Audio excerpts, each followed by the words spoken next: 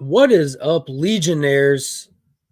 Howdy, howdy. It's Sunday. That means this is at Week's End, the spoiler-filled look back at this week in comic shows and movies and all that stuff and more. I'm excited to talk about it. A lot of stuff has happened this week, from the finale of shows to the start of brand new things all around. I can't wait to dive into it. But before we do any of that, check this out.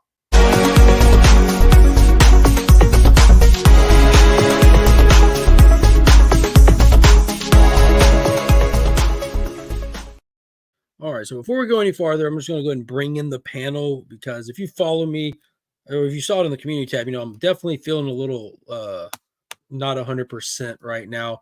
So I'm going to go ahead and bring in the panel to help us get this going. Let's bring them in.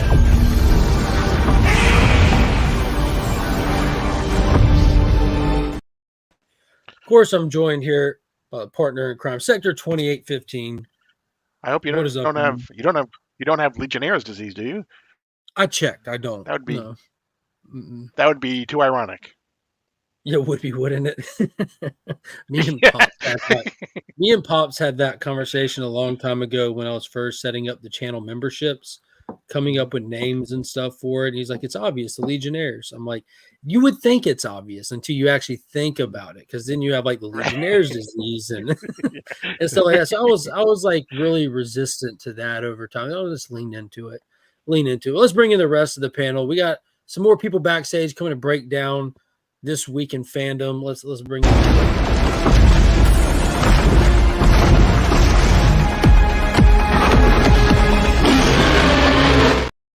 That's right. We got TM Nerdy here, hailing from the Great White North. What is going on, brother? Not much.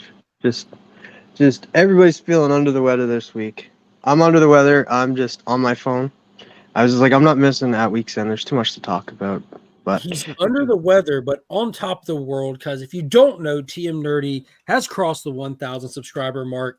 He's prairie dogging the watch hours, so he should be hitting it this week, I'm hoping. I think because the watch hours haven't accumulated from last night. It always takes 24 hours sometimes to accumulate. I think by the end of tonight, I will hit them. That is amazing. So if you're one of those YouTube community supporters, I know that there's people out there that'll put on playlists for channels that help push them along the way and stuff like that. If you're one of those folks, definitely consider hitting up a TM Nerdy playlist. Well, let's bring in the last panelist. You know what season it is. It's monster season, so we got none other than our main man.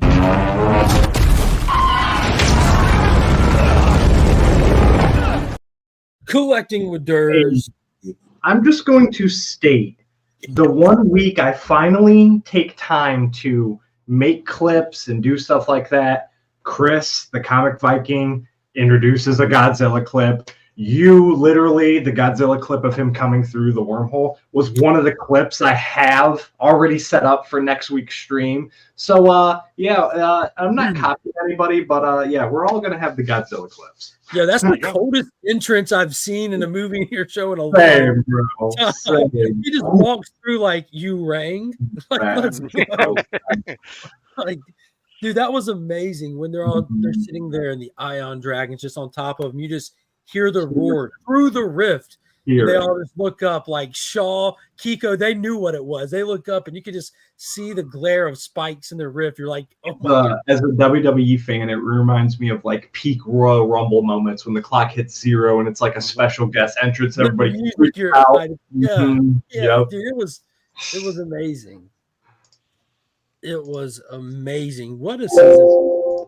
We'll get into some of that, but I actually for the longest time, you see GIFs, you see people upload shorts to social media all the time. But if you have like Netflix, or if you have HBO Max, Hulu, the Cock, whatever it is that you have, you know that you can't screen record. I'm like, how do people simply get clips without downloading like a third-party screen recorder, screenshot app or something? Then I thought for 1 second, like, I have this Apple TV thing. I don't have an Apple app. So if I watch anything on my phone, it's through the internet. So I went to Apple via the internet on my phone. I'm like, what do you know? I can record anything from these. Yeah, just don't use the app. Go straight through the internet and you can do whatever. So I'm like, clips coming. Coming. Yep. So I'm gonna I'm gonna have fun, like throwing some words over there, make some super chat thank you clips with cool stuff from movies and stuff. It'll just be fun. I'm short, as short as possible. Always trying to church up some fun stuff for the channel moving in. Yes. That's what I mean. Yes. Just standing in the sparks, just exhaling the smoke. Yeah. Well, let's say hey to some people in the chat. We'll get it rocking and rolling here. Las Crucius, what is going on, brother? Pops with the Let's Go Legionnaire's disease right from the jump. Appreciate that. Let's see. Scott, what is going on? YouTube is being slow today. Well, it's good to see you here all the same. Saw that you were hanging out at the beach in like 60-degree weather. Not bad, not bad. Sure, TM Nerdy sector in the chat. KBDM, what is going on? Raiders Nation, hello, hello. I hesitated with a We Are Legion because that was a massive demons that Jesus casted out. Well, it sounds like he did all the hard work for us, so we're good to go from there. There we go. I'm at 973, so I'm trailing you. Boom. Y'all check out Scott's channel if you haven't already. Scott, I will tell you a secret about your channel. It's extremely hard to search on YouTube because it's simply Scott. You know what I mean? There's so much stuff out there. It doesn't separate it out. Like, it's super duper hard to search. Because I've went and checked out your channel numerous times here and there about like the toys and stuff that you put up. And it's so hard to search. YouTube hates simple names. Be careful, Paul TM. Mark might be contagious. Rabbit season. Yeah. What is going on, Phil Ailing? Hope you're doing good. What is going on, Trev? Hope you're having a good evening. Good to see people. So change my name. Or just take Scott and add something to the end to make it unique just to yours. Just throw that out there. Or don't change it. I mean, I'm just telling you from a searching aspect, it's difficult. And I'm subscribed to you too, so it's weird that it's even difficult from there. Scott's fun time zone. I thought it was the Japanese part that made it hard. It could be. Unless you're intentionally trying to be hard to search, then you're doing great, my dude. Doing great. I don't even know how to type in Japanese. All right, so let's get into it. There's a lot of stuff to cover tonight, but we're going to kick off the show like we've been doing with Monarch, Legacy of Monsters. This week we saw the final episode, episode 10, the series finale to the first ever television show for Legendary Pictures Monsterverse. It came in hot. We said previously they have a lot that they have to address, a lot of loose ends to tie up. They did. They did a lot of tying up loose ends. They did a ton of adding lore. Like with a single line of dialogue, they extended the lore of the Monsterverse tenfold, and then they sent us off on a high note with me big excited for what comes next. They left it wide open. Like, here's Pandora's box. We've done opened it. Let's open a different one. Let's open another Pandora's box right at the end. It was super cool. But what were y'all's thoughts? Like, where would you rate this season? The whole season as a whole. Where would you put it on your ring meter, Paul?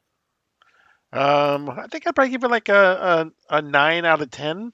I thoroughly enjoyed it. And I didn't go in as a huge Godzilla or Monsterverse fan or whatever. I thought that they did a really good job of mixing the stories that had to deal with the foundation of Monarch and how everything came to be, and where everybody was, with some oh shit moments that came up out of nowhere throughout the season as well. They gave us full on this is Godzilla, and the way the last episode ended with to your point, it's like I'm glad that they moved the movie up a couple of weeks because it's going to be less time for me to have to wait. Yeah, I'm ready. Durs, where would you put it on your rating scale system, whatever it is that you used to rate scale systems with? Like I said, it's probably buckets of moist fluid is what I use. Yes, but I would say, I think we were talking, and it was probably like an 8.5 for me. And right there, my biggest fear going into the last episode was the same thing I had with Ahsoka, was there's all this to tie up and all this left. How are they going to finish it in one episode? And I think this show was a great example of how to still have all that left open at the end and be able to wrap it up in like a great way. And like you said, still have so much more open, answered the questions I needed to answer, gave me what I wanted the whole season, you know, that big monster battle and everything. It wasn't long, but for what it was some of the best, like, iconic moments I've ever seen in a Godzilla, you know. So like I said, it was absolutely phenomenal, and I can't wait for more, and I hope it does get another season because there's so much more it could do. Yeah, to that point real quick, it wasn't a long battle, but they sure did create a couple scenes that are heavily clippable that you're going to want to. I want to see that moment over and over.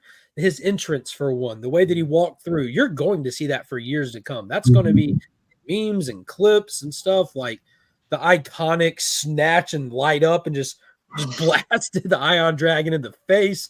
Like like just the way he was walking out and they're passing by. But anyways, just a quick summary of the last episode, just to kind of get the gears turning. You know, we start with our characters in the location that they fell into the hole. They went through the rift and they end up at this place, which we've been assuming this entire series, well, not the whole series, but since halfway when they start getting to the rifts, getting to the holes, we're thinking we're going to Hollow Earth. We're thinking they're in Hollow Earth. Well, why does it look different? Why is the lightning events?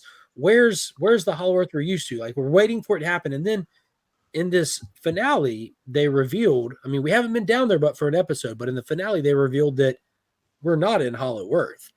There were no rifts in Godzilla versus Kong. You went through a hole, through the little gravity well, into Hollow Earth.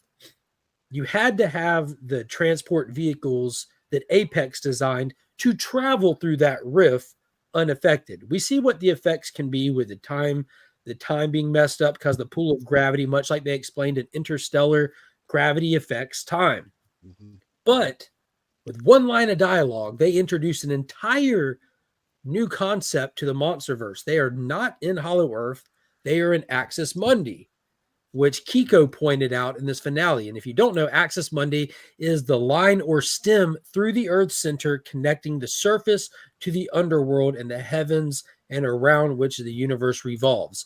So that was the best comparison she had to explain where they were at. They are between places somewhere on its axis. Going through that rift, they did not make it to Hollow Earth. They're in the in-between places. So these rifts, all these points exist. Yes. Yeah, so these rifts are a way that they're traveling between places. So that the rifts, this location, all new, all unique to this show, giving us so much more to this whole universe. I thought it was amazing. I thought each my first initial thought was when she was explaining that, it's like, now does each one of these points represent each like specific kaiju's like home spot? Because there's no way, because they can coexist all on Hollow Earth and stuff like that. We've seen that before. But at the end of the day, is this where each of them, like, you know, goes and just chills or whatever, blah, blah, blah. And then they use that tube to basically go wherever else. So it's basically an infinite amount of possibilities for these little sectors. Yeah. Paul, what did you think of the whole concept of like not going to Hollow Earth, but creating this in between? Since this show exists in between the movies as well. Yeah, it's funny because when I first saw it and when she first explained it, I almost felt like it was Star Wars: The Worlds Between Worlds comparison type thing. You know, where there's, you know, all these different, you know, exits and entrances to all these different places, and you know, and that's kind of, so that was the comparison that I made to Axis Mundi. Yeah, that's super fair. And there's a lot that they can explore and expand on with this whole thing. Like, you know, they turned on like the original version of the Orca to attract a Titan to open a rift. So it makes you wonder, like, can they do the Titans just, how do they have the ability to access these rifts? Or are they just near a rift when they hear something? So there's a lot with the rifts that they can do, or they can let it lie. You know, we know that access to Hollow Earth exists for those that know how to find it. You know, like the Kongs obviously did, the Skull Crawlers obviously did, but beyond that, we don't have much example of things coming in and out of Hollow Earth. So that was really cool. This added a lot to the whole concept that was introduced with the Godzilla stuff, how he's able to travel. They're like, he's traveling underground, but not just in tunnels. Like, we have the rifts now. which I thought was super cool. In terms of the characters, though, there was a lot that we had to do. This was the big one where Shaw finds Kiko. And dude, I'm not gonna lie, like it got me all in my feels the way that they introduced these characters to each other after all this time. Like the devil's in the details, and the fact that Kurt Russell's character Shaw was smart enough and the writers were smart enough to have this dude stand behind a tree and call out to her because he cares enough not to startle her. Bombarded though, bombarded with everything. Like, man, yeah, it was definitely an emotional moment for sure. It was him explaining to Kiko the times that the timestamps that he went through. He's like, I've been down here. I came back for you in 1962. When I was down here for a week and I went back up, it was 1982. That was 33 years ago. Mm-hmm. Like watching the realization dawn on her. She's like, "Where's Bill?" And he shakes his head with tears in his eyes. And I didn't realize it, but watching tough guys be vulnerable really does something to you as a viewer. You know what I'm saying? An actor like Kurt Russell, who's like a tough guy for like my entire life, watching him have those moments, they just hit differently for me. It was pretty emotional. But he went out like a champ. Talked to Pops for a little bit of it. I'm hoping, obviously, they would like to do a season 2. I'm hoping that they don't just leave that alone. I hope they address that in season 2. I'm gonna say, I mean, I don't picture him coming back full time for season 2 because I think he's one of these actors that I think I'll give you one season, and then maybe you can have him, exactly, they can have him like a guest star in 1 or 2 episodes or something. But I would love to have him back for another season, but I'm only counting on him for 1 season. So Pops, real quick, Pops already laid it out. This is what you do. Kiko's back with Apex. She's helping design all that tech and all that stuff to conceptualize their journey to Hollow Earth that they eventually do in Godzilla vs. Kong. You got to remember, it's not Monarch that makes it to Hollow Earth. It's Apex. They're with Apex now. Kiko designs all this stuff not to help Apex, but to get back to Shaw. By the time in season 2 they make this technology, she takes a one-woman mission down there to stay with Shaw, thus them both now being the same age. That would be a cool little way to get like 1 episode out of him with her going down there and just, I was about to say, I think it's perfect how they left it off. How, if you haven't watched it, how Shaw we don't know if he's alive or dead. We have no idea because he basically gets sucked away and you're just left assuming. So that's perfect as a show because you didn't kill him off completely, okay, he's gone, blah, blah, blah, blah. We can move on for that. No, as a viewer, now I still have that connection to that character. I still want to know, but also as a viewer and a fan, I understand the actor and the role in the show and that's a big actor to come back for a season 2. So if they don't, then I can just assume they can play it off to, in the next season, if they have one, that yes, he's dead, blah, blah, blah, blah, blah. And another big rebel. Could he be mentioned or even appear in the movie that we don't know? Right. Yeah. So I wonder, that's another big thing. I personally don't feel like they're going to draw too much from this show for the movie because of the time difference. Mm-hmm. I don't know if like the MonsterVerse timeline does not follow real world timelines. For example, Godzilla took place in 2014. Godzilla King of the Monsters takes place in 2019. And it came out well before then, I believe. Mm-hmm. Godzilla vs. Kong takes place in 2024. It takes place 10 years after the appearance of Godzilla. So they're not following a real-world timeline. They're following just a purely in-movie timeline, which we really don't ever get actual year timestamps until this show right here. Mm-hmm. But Godzilla vs. Kong specifically takes place 10 years after G-Day. So Godzilla X Kong New Empire, however many years after versus Kong, we don't know till we see it, but I think it's going to be already farther in the future than we are in the real world. I think it's going to be a pretty decent jump, in my opinion. Not like 20, 30, 40 years, but I'm definitely curious to see how far along that movie is with the time. Legacy of Monsters is completely off my radar. Do I need to care about this? I would definitely say yes. That's like Paul said, like he's not like he didn't go into it as a MonsterVerse person. He didn't go into it as like just watch it from flat. Like what would you say to that, Paul?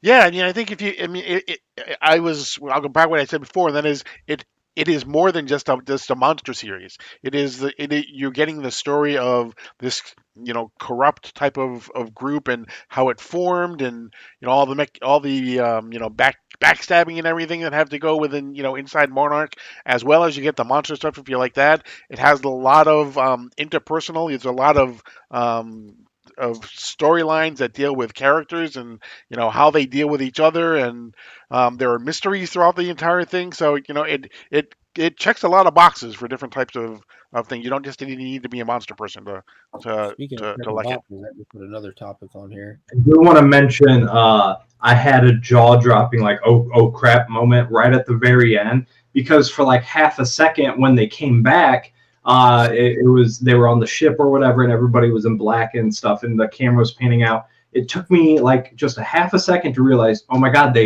they're probably a couple years ahead. So as the camera's panning out, I was like, oh wait, and then you see your brother. It's like, these dudes are not Monarch. These dudes are 100. Before they even said it, I was like, these dudes are Apex. And then they say, hey, you've been gone. I think it was 3 years or something like that. 2 years, okay. But yeah, it took me just a half a second to realize what was going on, and I was like, oh, okay. So that was I think that was a perfect touch at the end.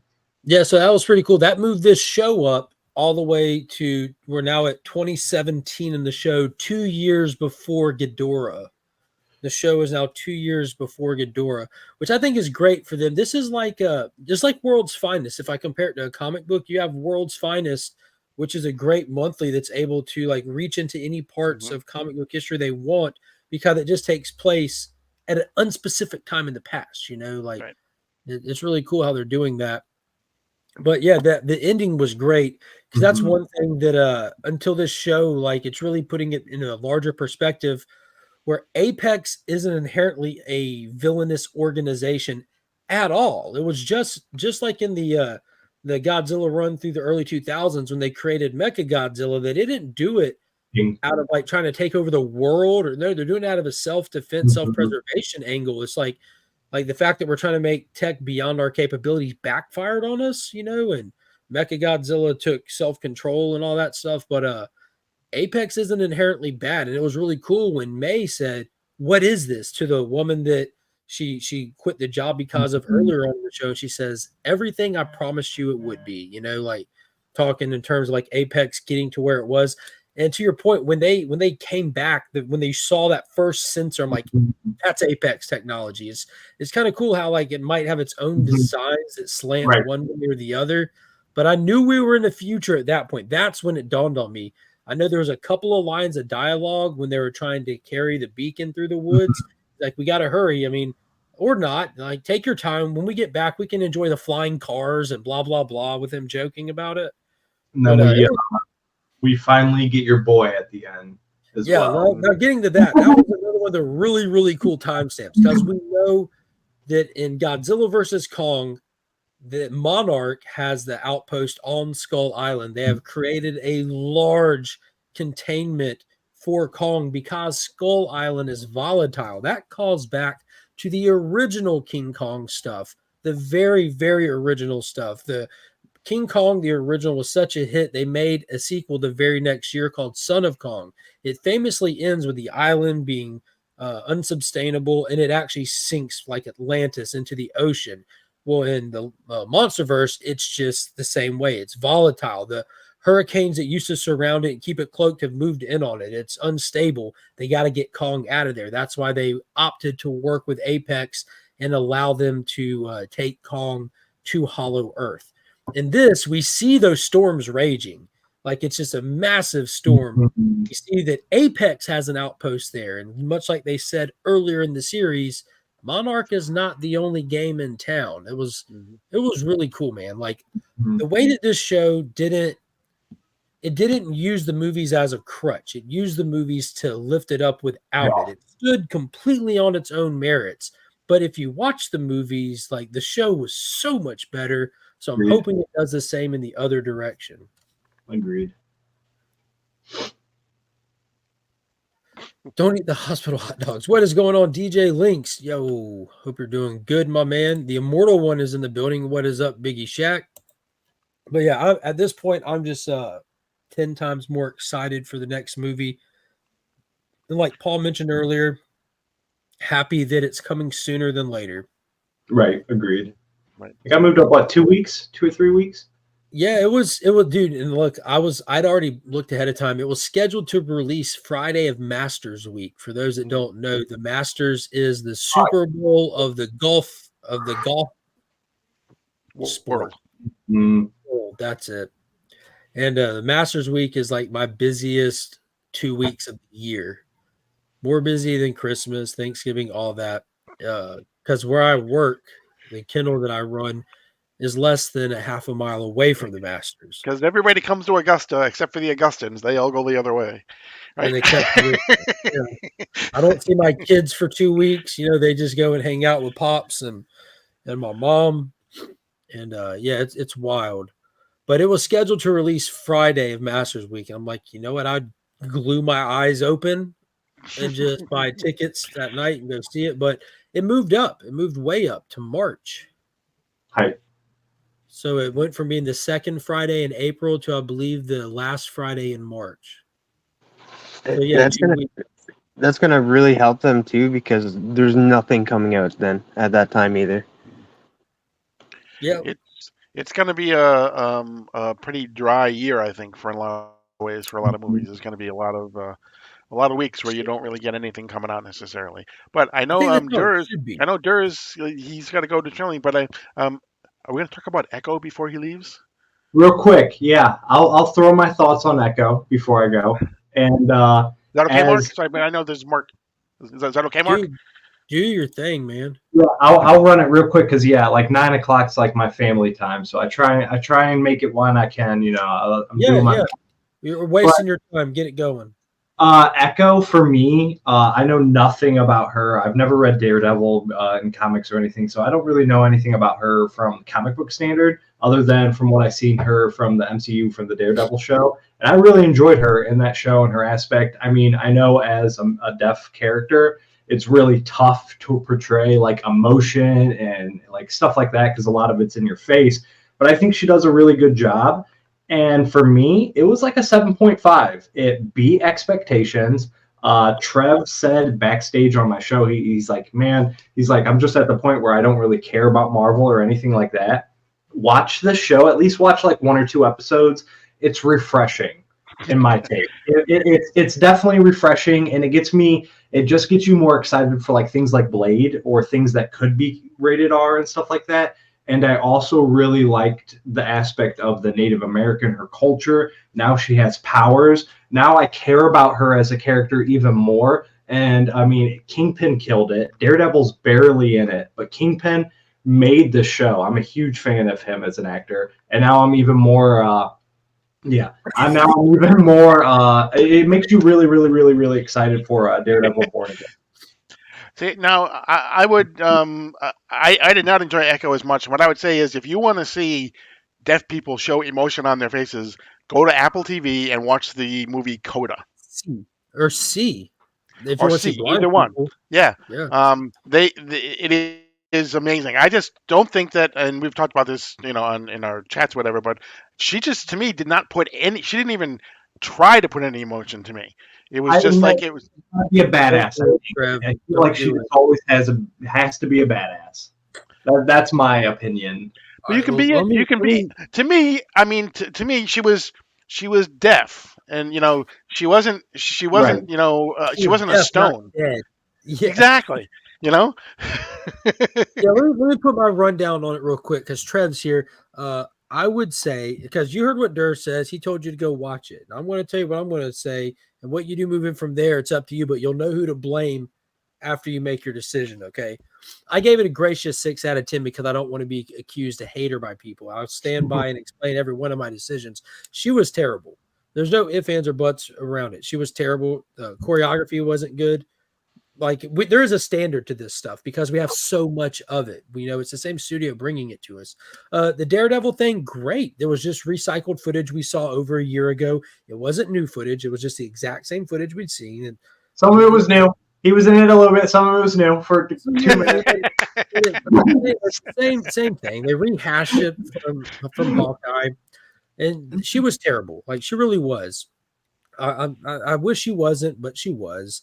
The characters surrounding her were not great. You had a couple of solid actors or actresses that were in there mixing around the normal goofy stuff, and the whole R-rated thing. There's no reason for this to be TVMA, save for 2 seconds, and I literally mean 2 seconds of screen time for an entire show. 2 seconds. There's more. Anytime there's blood on screen, that's an R rating. There's way more. No, dude. There's Oh, wait, way stay more with me here. Stay with me here. Kingpin thanks you for your service. Not even 1 second. Okay. Okay. Skating ring, 3 to the back. Fill in the other times. The interpreter walking away, her brains getting splattered all over the wall. They didn't show her brains getting splattered over the wall. It cut right when it shows the splatter on the wall.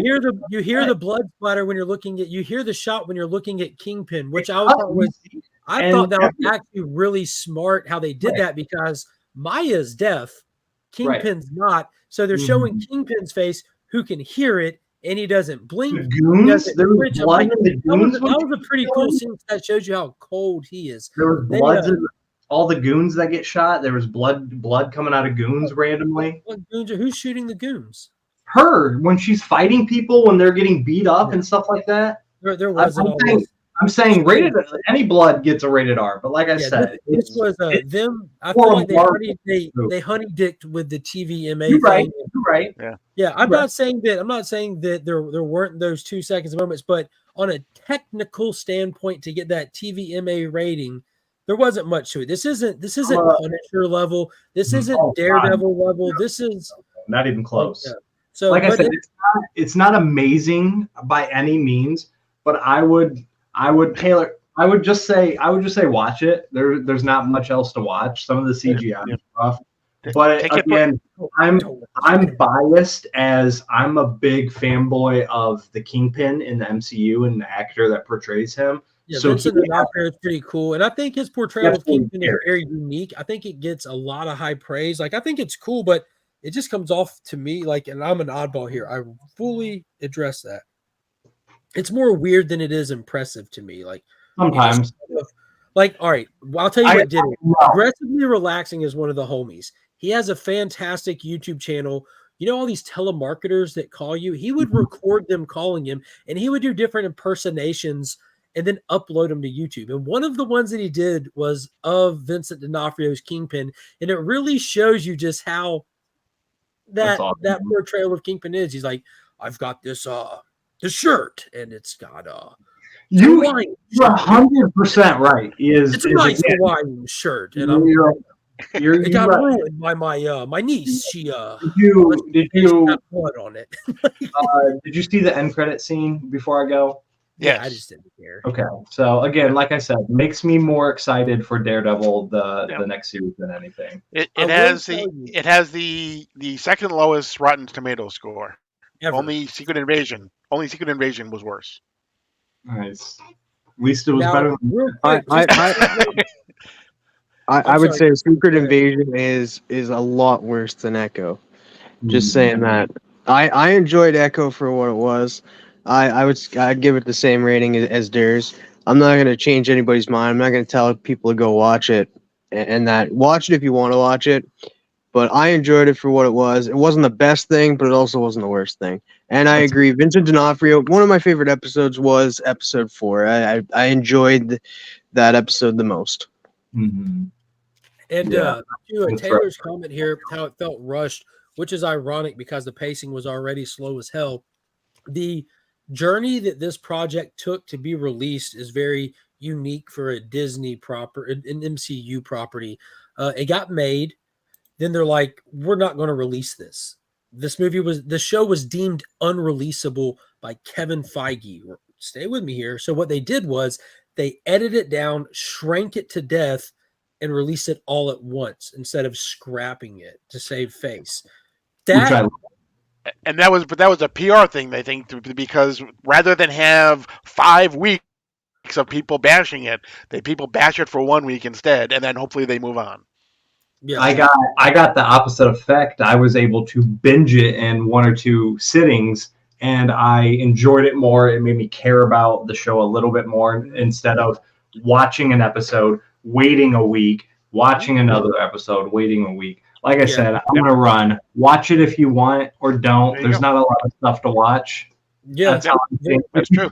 That's true. Basically, if you're invested in Daredevil or what's going on with that universe, and you care with what's going on with that universe, and you're excited for, at least give it that, because it's gonna bridge the gap a little bit. So yeah. Well, it'll explain why Kingpin's not dead from a gunshot to the eyeball. That is really the only thing it really serves to the greater story, because you need to get those. This is Marvel Spotlight, which I did appreciate the Spotlight concept. Where like let's go check in on a character. She's fighting Daredevil. She shot Kingpin. Now let's back up from all that other stuff and just focus on Echo. That being the case, there was some stuff I enjoyed. I did enjoy the whole Indian backstory and diving into like Alabama 12,000 BC and all that. Some of it gets a little cringe, especially in the season finale, when like instead of her having like this mimic photogenic memory like Taskmaster there's she has the ability to call upon strong women from her past, and now she's a superhero that can give anyone else superpowers and fight off an entire barn full of people holding guns. It was the most cringe season finale of television that's ever existed in the history of television. I can't recommend anyone to watch this. I won't tell you not to watch it. But in the end, you have to decide for yourself. George is right. So yeah, 100%. I just want to put that out there. So if you do watch it and you're like, "Yo, this was awesome," you can message me like, "Say we didn't warn you." Yeah, if you love it, you can message like, "Mark, you're crazy. This was awesome." But if you watch it and you're like, "Yo, how does this is the company that made Infinity War? What are we doing? What are we doing?" You can either watch that, or you can watch like Reacher or Ted. I like the Ted series. So I have this checklist of actual topics. All right, so we touched on Godzilla versus Kong's been moved to March 29th. Echo, check. I do want to mention this before we dive into that. Daredevil news. Good news for Daredevil fans. You know, they scrapped what they had. Like, luckily, I mean, that's a good idea watching them kind of shoot down all this stuff they have in development, retool it, come back. Got new showrunners, new people that are coming on. And they said, before we start filming, we want to read this stack of Daredevil comics and get more familiar with the character and before we move forward.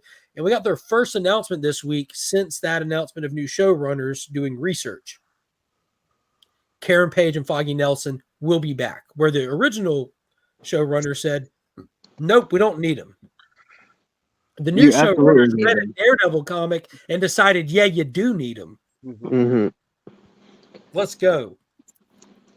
You need those like I don't know what you'd call them, but like the supporting cast. The supporting cast of them, and they're the stand, just like how Superman has like Lois Lane, Jimmy Olsen, it's like trying to do Batman without Alfred. Yes. Hey. Yeah, Tom King. So I absolutely love that they're coming back. Also, I like both of the actors attached to those roles. Yeah, I do too. I think that's crucial if you're trying to make a transition of the people who watched and enjoyed and the people who will ultimately help your show succeed. You got to bring your audience. It has an audience. It has a fan base. Daredevil has one for the comics. Daredevil has one for the show. And the show, a lot of people that watch the show only loved it for the show. They didn't read the comics. So if you are bringing a new Daredevil show and it doesn't look like it, but you're telling me you just made the Netflix shows canon and this and that, but then you don't give us the same stuff. What are you doing? Not the same story, but you can't just, I don't know. I feel like that's a huge step in the right direction from the House of Mouse, which I'm always excited when I can say that, because, you know, I don't want to see that company fail. I want to see that company make smart moves that help it to continue to succeed like it did for so long till here recently. Yeah, I do agree with you, though. Like, you can't just pick and choose. Be like, well, if you're going to bring the show from Netflix over and make it canon, bring all aspects of the show over. Yep, bring the audience with you. And what the audience says goes, that's what goes. They're the ones that made it a success, not the people who made it. You can make it however you want, but if no one sees it, you failed. Next up, we mentioned it earlier, TM. Planet of the Apes got moved up. This is actually an interesting topic, actually. Mm-hmm. Do you know how far up it got moved? No. I just know that it got moved up. I think it was just a couple of weeks as well. Yeah. So this is interesting. For all of 2024, Paul, you mentioned that it's kind of a scarce year, not a lot of stuff bouncing around. Speaking of the House of Mouse, there is nothing original coming from the House of Mouse in the year 2024. Not saying nothing at all, but no blockbusters, no mega anythings. Historically, in the last few years, we saw where the House of Mouse stands on their purchases. They try to pick up and run with the successes of Marvel until they buried it in the ground. They try to pick up and run with the successes of Star Wars until they buried it in the ground. Well, now they're on to their next one. They bought 20th Century Fox. So the big releases from Disney in 2024 is 20th Century Fox's new Planet of the Apes movie, Deadpool movie, and Alien movie. Those are your three big ones from Disney, all coming from 20th Century Fox. I thought that was kind of interesting noticing that. But I'm excited for all three of those, to be honest with you. May 10th, there it is. Yeah, moving up to May 10th. I'm super excited for Aliens. It's been a while since we had an Alien. Yeah. I forget what the name of this one is, or what. I think that's the latter half of the year, maybe. I'm also getting a TV show. Whew, they're doing too much. Make And sure you get sit in the landing. They just came out this past week, I think, or the week before, that they just doing a comic based on the original movies. I did notice that. Excuse me. We have like that line of Marvel comics that has a 20th Century Fox banner trade dress, which is pretty cool. The Planet of the Apes stuff and the Predator stuff and stuff like that. I know that Prey was made after Disney owned it, which was fantastic. Mm-hmm. Like Disney has a thing with Native Americans, I guess. Female, strong Native Americans. But it worked for Predator, not for Echo. It worked for Predator. Also, it also did work for the What If episode. Oh my god, that means the Queen Alien is a Disney princess. There you go. Nice. So there's I can't remember where I saw it. Someone made a point where like how much financial trouble is this company in when when you have a new movie coming out, like successful franchises are the best example. Mission Impossible, Fast and Furious, Star Wars, Planet of the Apes. When you have a new movie coming out, you use that free marketing. There's going to be trailers running. There's going to be ads out there. You repackage and you re-release your existing catalog. You get some sales. You put out new box sets. Stuff like that. The Planet of the Apes stuff isn't even available to watch on the Disney app right now, is it? Not that I know of. I don't have Disney right now. But they're not pushing it. There's no I know that Disney has turned from physical media. Is that affecting the 20th Century Fox releases as well? Or is that just under the Disney umbrella? Disney seems to be coming back to physical media, except in Australia. Sorry, Manchwady. But they seem to be coming back. But this was the first year in like a decade or more that Disney was not number one at the box office for the last year. Universal Studios. Mm-hmm. No, it was Paramount. Was it? Who was it? I think it was Universal. It was Warner Brothers. I don't know. It was Warner. Wait. I think Barbie put them over the top. I think Warner Brothers had Barbie. Oppenheimer was Universal's. Was Oppenheimer had Universal? Universal. Who had Mario? The Mario as well. Yeah, so it might have been Universal. Yeah, this was an like. I mean, like, they call you crazy till someone else points it out, but they're in trouble. Disney's in trouble. I'm not saying they're going under, but man, you expect some major changes this year. If only we would have told people that 6 months ago. We'll see what happens. I mean, the whole side effect of all this is just better content will be released. But I do agree. Go ahead. Sorry. I was just gonna say that. All the only news that I've seen, I haven't even seen a trailer yet for Planet of the Apes. The only news that I've seen was that it moved up. and that's the only promotional it's had, and that's coming out soon. It's May 10th, and that's just around the corner. 4 months. Yo, that's crazy. I have seen the trailer. I'm like up on trailers, but it's not being pushed yet. Like I follow Warner Brothers, I follow Universal, I follow 20th Century Fox all on YouTube, so when new trailers drop, I get notifications. But I haven't seen any ads running. I haven't seen anything just scrolling through a feed. And that's a big budget movie in a massively successful franchise that did something that other franchise struggle with. They'd have this whole solid 5-film library that like stands the test of time. Planet of the Apes is a successful film franchise. It's been around for decades and decades. And then they go back and they make a prequel trilogy that all of them are hits. And now we're about to have a 4th installment. And they're not like, that's free money. A lot of people don't even know that Disney bought 20th Century Fox. To them, it's just the next Planet of the Apes movie. It's kind of like the comparison with Avatar. That's under 20th Century Fox. But don't think for 1 second that anybody that wears a suit for Disney has any say over how James Cameron's about to make a movie. You know what I mean? Right. So you really never know how much of a sway they have on 20th Century Fox, if it's just kind of, if it's properly umbrellaed or if they're dirty bookkeeping like they got caught doing earlier in last year and stuff. And it's a very dishonest company. It's crazy. Yeah. Did you see that Tom Cruise signed a deal with Warner Brothers I to make did. movies? He's still got to do the Mission Impossible 8.5 or whatever it is, the second part of the whatever it was, Dead Reckoning. Dead Reckoning Part 2. Right.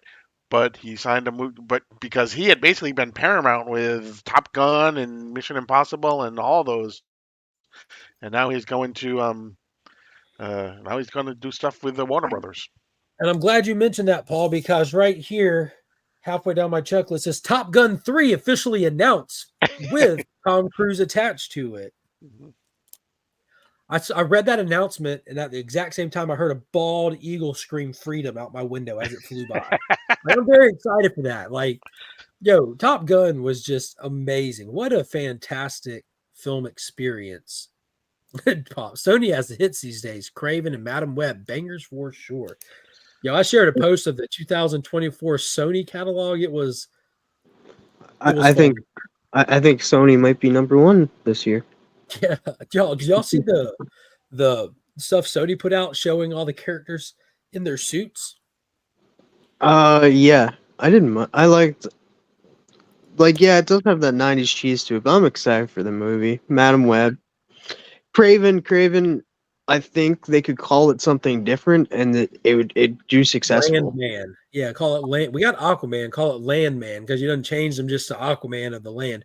But this comment's a lot funnier than you might realize. Pop says they don't mess with Cameron; he'll bury those suits under the Titanic. They attempted to. I don't know if y'all remember. I shared it back when the money was rolling in for Avatar. Cameron had to address them not giving the studio the money it was making properly. Like I think they attempted, like I'm not calling anyone out. You can go look up the story yourself, but the money flowing into the Avatar production that it was making they had to call it out like, hey, give us our money that's coming in. They were attempting to play with that money. It didn't work out. Karate Kid, that's another one that's on the Sony release schedule. Are you familiar with this one, TM? The Karate Kid, yeah, it's gonna cross movies in a way. It's gonna have Ralph Macchio and Jackie Chan in it.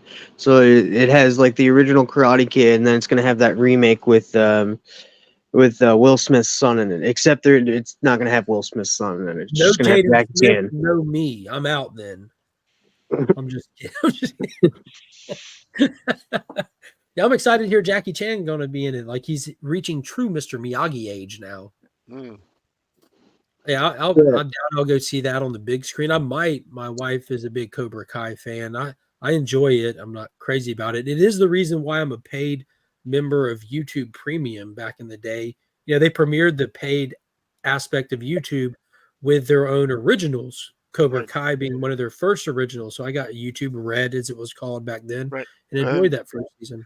And then it moved to Prime Video or something like that, right? Didn't the series move? Netflix. Netflix. now. Moved to Netflix. It had a weird journey. It was gone for a couple of years, and they brought it back when they sold it to Netflix to bring out Yeah. new stuff. Justin Comic says the only reason I'd see Craven is to just see if they'd go through with the R rating. The trailer intrigued me, I think. I honestly don't remember a thing other than there was a father and a son. I think, yeah, it looks like Aaron, what's his name? Aaron Taylor Johnson's Craven is going to be more fighting for animals, an activist for animals, and his father is going to be like a poacher, hunter, dirty businessman, all very 1990s, early 2000s style stuff. I will say this: the trailer does look good, and I think it would be a good movie. The thing that it's working against is that fans of Craven are not happy with how this, like, because they're just like, that's not Craven in that. If they would call it a different name and be like, yeah, we're not part of the Sony universe, we're not part of the Spider-Verse, and name it something different, it'd probably do good in the box office. It's Not kind of gonna like lie. making a Superman movie where he fights for lies and justice and tyranny. You know, Yeah, Super. Yeah, it's like what yeah, are you- that's Ultraman. That's not Superman. yeah, like what are you doing? So Universal was number I'll one in still see it. 2023. Universal was number one Universal, in 23, and then Walt nice, Disney was very nice. second. Warner Brothers was third, and Sony was fourth. I would like to see Universal be number one in 2024 and then in 2025. And then I would like to see them get Javier Bardem and make a Dark Universal Frankenstein movie and get the Dark Universe back on track. I Yeah. would love an interconnected monster universe, like a Universal horror movie, Monsters. We got the Mummy. It was awesome. I don't care what Right. anyone says. It was awesome. It just But didn't we need launch the the universe Invisible like they Man. wanted to. Yeah. Dude, Russell Crowe is Dr. Jekyll. I'm like, that's Dr. Jekyll. Like, I felt like I was watching just like a comic book movie. Like, I was so excited to see all these little Easter eggs and stuff. We got a 20-month member milestone from Circumstances. What does that say? Hala Chiefs Yanada Mas. Yanada, what was that? The Nothing Chiefs and no Chiefs and more? nothing more. Oh, okay. Okay. Shout out to the Chiefs. Is that what you're needing here? Yes, they're If they're the they're Chiefs into the make second. They're Marcus into the happy, second round. okay, well, there we go. I got a lot of friends that are happy when the Chiefs win, so go Chiefs. Yeah, the Chiefs won last night. Boom. Yep. There you go. There you go. I'm a big fan of my friends being happy, so whoever has to win to make them happy, let's go. Sweep the leg. You paint a fence. We haven't got a Goonie sequel yet. Oh man, that'd be rough. Thanks, Sector. All right, let's see what else we got. Paul, I'm going to need you for this one. The announcement about a Star Trek movie that I sent you. What you got? You know anything about that?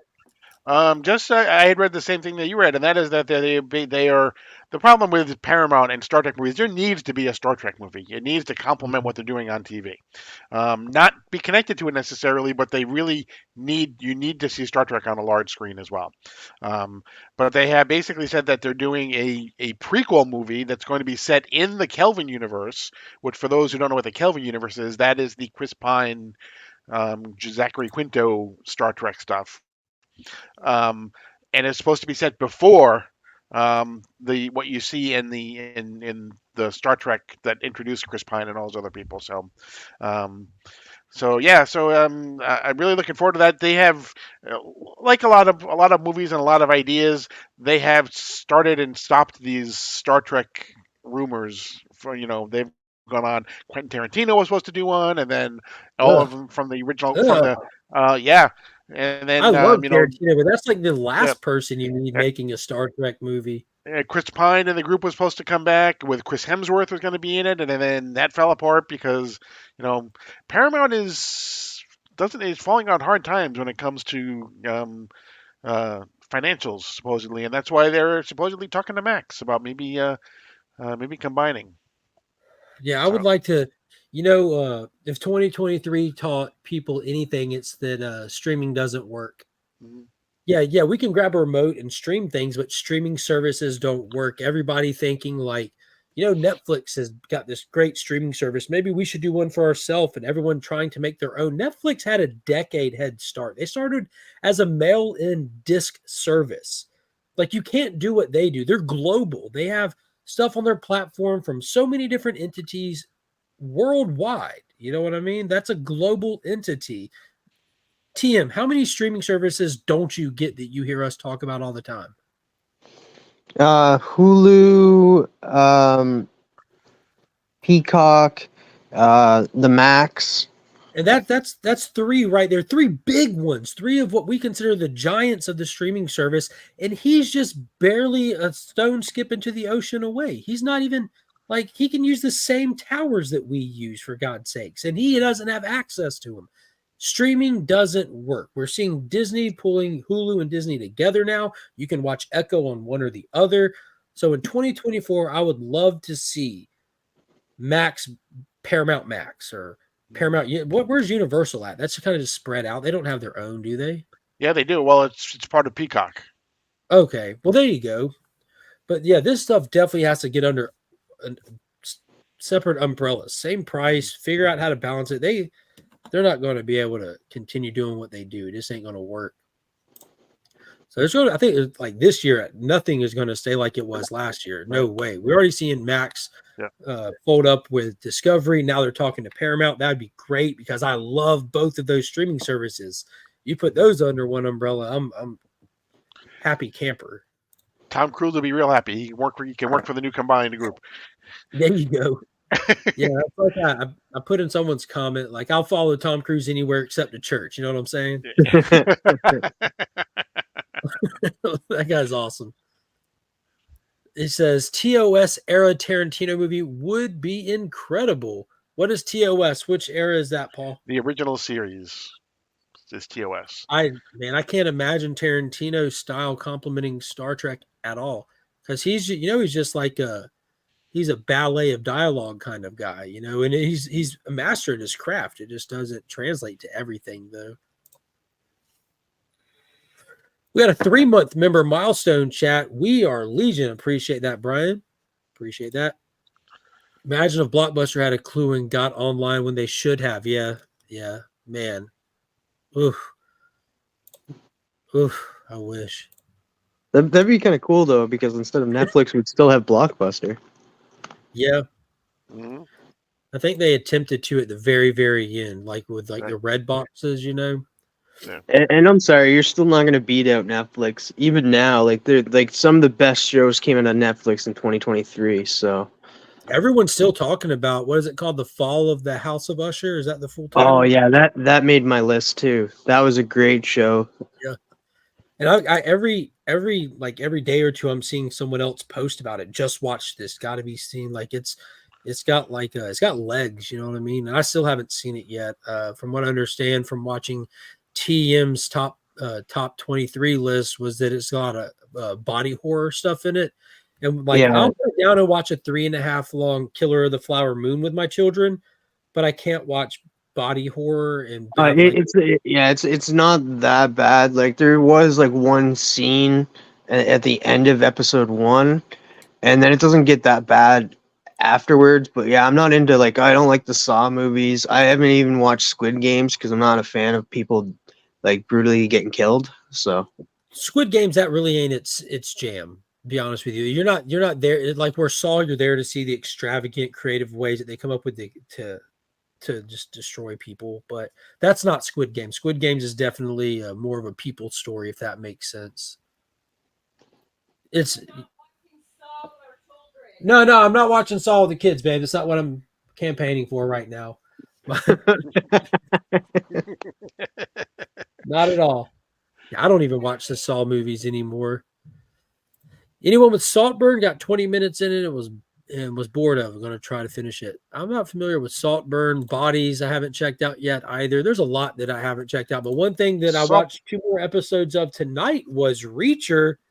And this is a great comparison. Saltburn is on Prime, I believe, and it's got a lot of mileage, and a lot of press because of the ending, apparently.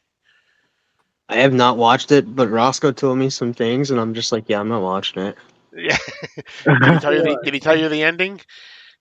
No, he just told me about something to do with I don't know. I won't even get into it. It's gross. Yeah. What streaming platform is Saltburn on? I think it's Prime.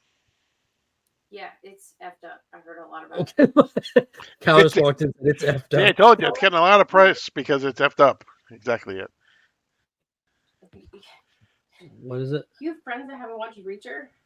We need new friends. No, there's a few people out here who haven't watched Reacher, like Circumstances right here. Marcus says, I really got to watch Reacher, Pops. I need to get my life together. So he acknowledges that his life is in shambles, demonstrated by the fact that he has not seen Reacher. But, side note, go Chiefs.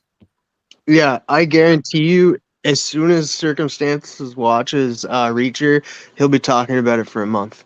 Oh my god, it's so good. Yeah, it is amazing. And speaking of Reacher, the Nielsen numbers came in. And for context, when you see most of these streaming platforms, like, for example, right now, like, Echo is like the number one show. Well, nothing else came out this week. And your number one show didn't even get 400,000 watch hours. The Nielsen numbers came back. Reacher has crossed 1.3 billion watch. 1.3 billion. 1.3. That is unheard of watch hours. Taking one of your nighttime things. Go for it. Go for it. Yeah. Yeah. Feel you. You got me. Like, and the most recent episode was just, I'm so excited for it because, like, I'm so sad, but at the same time, I'm super excited for the last episode of this season. Because we know there's going to be a season 3. We're not sure where it's going to lead us to, but it should be a completely standalone season like this is. Each season has been based off of a book, and they're not very. There was some connectivity in it, and that, like, with certain characters, without spoiling it for people, certain characters showing up from the first season, Just and one then that I noticed, right? Are you talking about just the same one, the lieutenant? yeah, and then one person was mentioned. Yeah. And then the city that they were in. Do keep in mind, Ian, that we are hosting a full spoiler show right now. Full spoiler. Well, I know, but look, I just seen Marcus. Marcus is like, I haven't watched it yet, so I want him to watch it. Oh yeah, there's no way to spoil Reacher because it's not a Marvel or DC or Star Wars thing where it's not like that, man. But Roscoe was mentioned in the most recent episode. She was in season 1. What's his name showed up, and both of those actors too, the Roscoe and the cop from Margrave, both in the Fall of the House of Usher as well. Oh, so you get them in there, and then you have Margrave mentioned, which is the town that they were in the first season. That's about it. So but it's more just Easter eggs if you watched it, nothing that plays really to the story or anything. You could watch Reacher season 2 without watching Reacher season 1 and miss nothing from what I've seen so far. But you get a cool little, hey, that guy, if you did watch season 1. How many episodes is Reacher season 2? I finished episode 5 earlier today.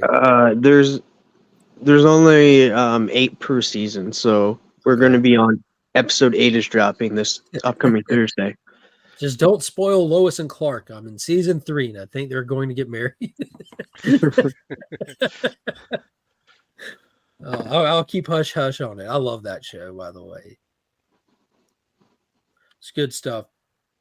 Yeah, Reacher has really been a treat. That's just it's an awesome show. It just goes to show you what audiences are hungry for, what type of media they're hungry for, what they'd like to see in their television shows. I mean, they're flocking to this with a sea of so many things. They are flocking to Reacher. And it's just funny too, because you kind of think of Reacher and be like, well, who played him in the movies? Well, that would be Tom Cruise. Right. Yeah. Can't tell them apart. Paul, are you watching Reacher yet? I have. I started watching season 2. I think I got through the first couple episodes. I think I still have a couple to get through. Nice. Yeah, I just randomly fired up 2 episodes while I was reading some books, sitting there with Kyle earlier. It's a good show. There's no ifs, ands, or buts about it. It's a fantastic show. Let's see. Let's check this list. Available now on Apple TV. It was also in theaters. It's gotten all kinds of high praises. Not sure how it did financially. I don't think too good. Martin Scorsese's most recent big budget film, Killers of the Flower Moon, starring Leonardo DiCaprio, Robert De Niro. It's about the 1920 mystery murders of the Osage tribe.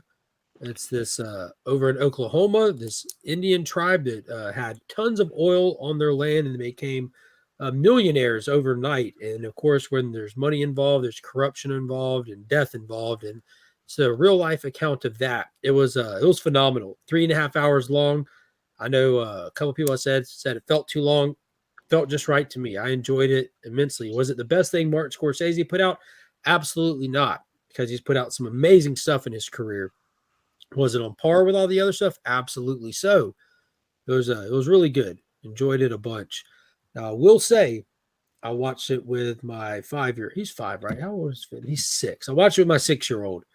Perfectly fine. Like I told Paul, I was very impressed with Martin Scorsese's take on it because it's very true to the time and place and everything. There's no explicit language really at all in it. There's no explicit sexuality, no excessive violence or anything. But man, it was an interesting movie. It was good. Great performances. It was really funny at times I too. think the woman, the female, I can't think of her name now. The actress who played Molly, the main lead. Lily Gladstone. She actually won the Golden Globe last weekend.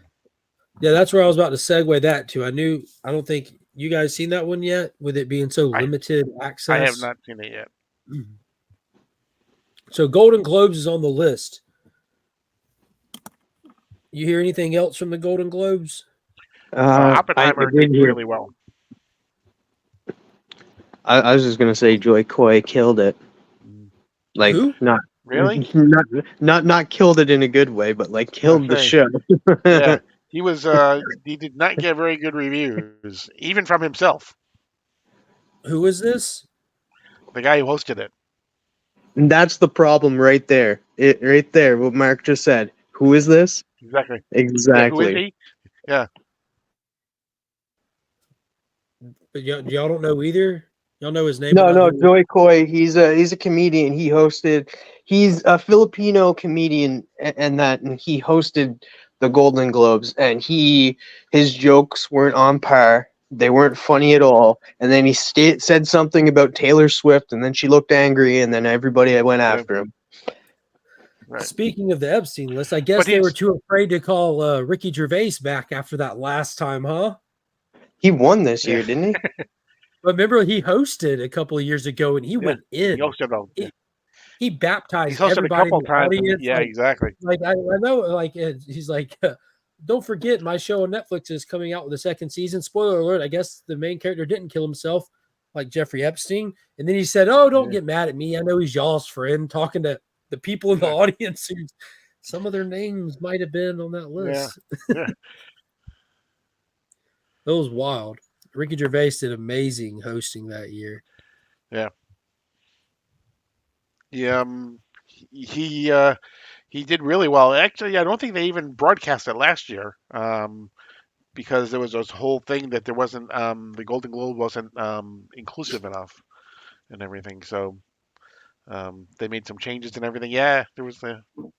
That's crazy to think. Like, make it more inclusive, or just do better next year, or whatever. But why would you not host it? That's crazy. Yeah. The Hollywood and Washington phone books, yeah, pretty much. But it seems like. He hosted it a lot of times. He hosted it like 5 or 6 times total, I think. Ricky Gervais. He had this whole running thing with Mel Gibson that he would do. I got to go back and watch that. The only thing I remember from the Golden Globes is that Kieran Culkin won for Succession. Yep. He beat out what's his name? The Mandalorian. Yeah. Pedro Pascal. And it was probably one of the funniest things too, because Kieran Culkin was just like, "Suck it," dude. Yeah, he was. Yep.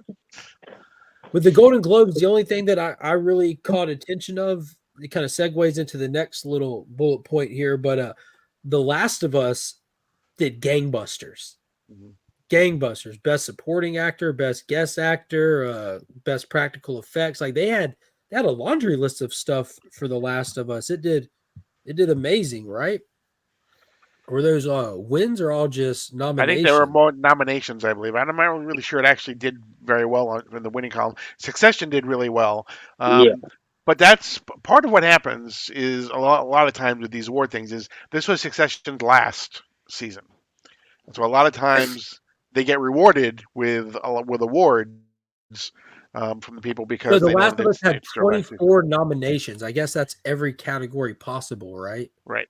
Pretty much. So the Emmy winner, outstanding sound mixing for a comedy or drama.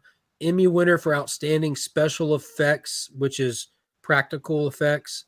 Emmy winner for outstanding picture editing. Emmy winner for outstanding main title design. Emmy winner for outstanding sound editing for a comedy or drama, and Emmy winner for outstanding prosthetic makeup. So they came home with a lot. Oh, wait, here we go. Emmy winner for outstanding guest actor in a drama, Nick Offerson. Emmy winner for outstanding guest actress in a drama series, which was the little girl who was, what was her name? Ellie's little girlfriend. Yep. So it came home with a handful of them, but a lot of them are production stuff, which I think it greatly deserved, especially on the Right. production side. But man, that was one of my favorite shows that I still haven't watched it. Dude, it is so good. When you get the Max, man, Yeah. you got to check it out. And on the movie side, Oppenheimer won big. Yeah, Deserved it. It was amazing. Another thing that I noticed from the awards is they have a weird category like best comedy or musical, and I'm just like, why would you put Why would those you two group together? Yeah. What? Did I guess that's just Wonka or Wonka? That's all I would know. Well, what's her name? Emma Stone's movie. I forget what it was called. And that's the funny thing. That movie is not even a comedy. People think it's a comedy, but it's not. It's a dramatic movie. With Emma Stone. I forget what it was called, but it's Emma Stone and the guy who plays the Hulk. Now, Mark Ruffalo. Yeah, Mark Ruffalo. I was going to say Eric Bana. So basically, everyone's like, "That's a great movie," and Emma Stone's all like, "Look at me like this makes sense." pretty much, like, and that's the thing too. Like, I heard people were saying like that this is Mark Ruffalo's best work too. Like, they said like Oppenheimer, the best supporting cast was like Robert Downey Jr. But they said like if Mark Ruffalo wins it, they wouldn't be mad because Mark Ruffalo did such a great job. And there was you know how they have those interviews sometimes where it's actors on actors and actors interviewing actors. Robert Downey Jr. was with Mark Ruffalo, and he's just like, I've known you for years, and I did not know that you can act like that. Wow.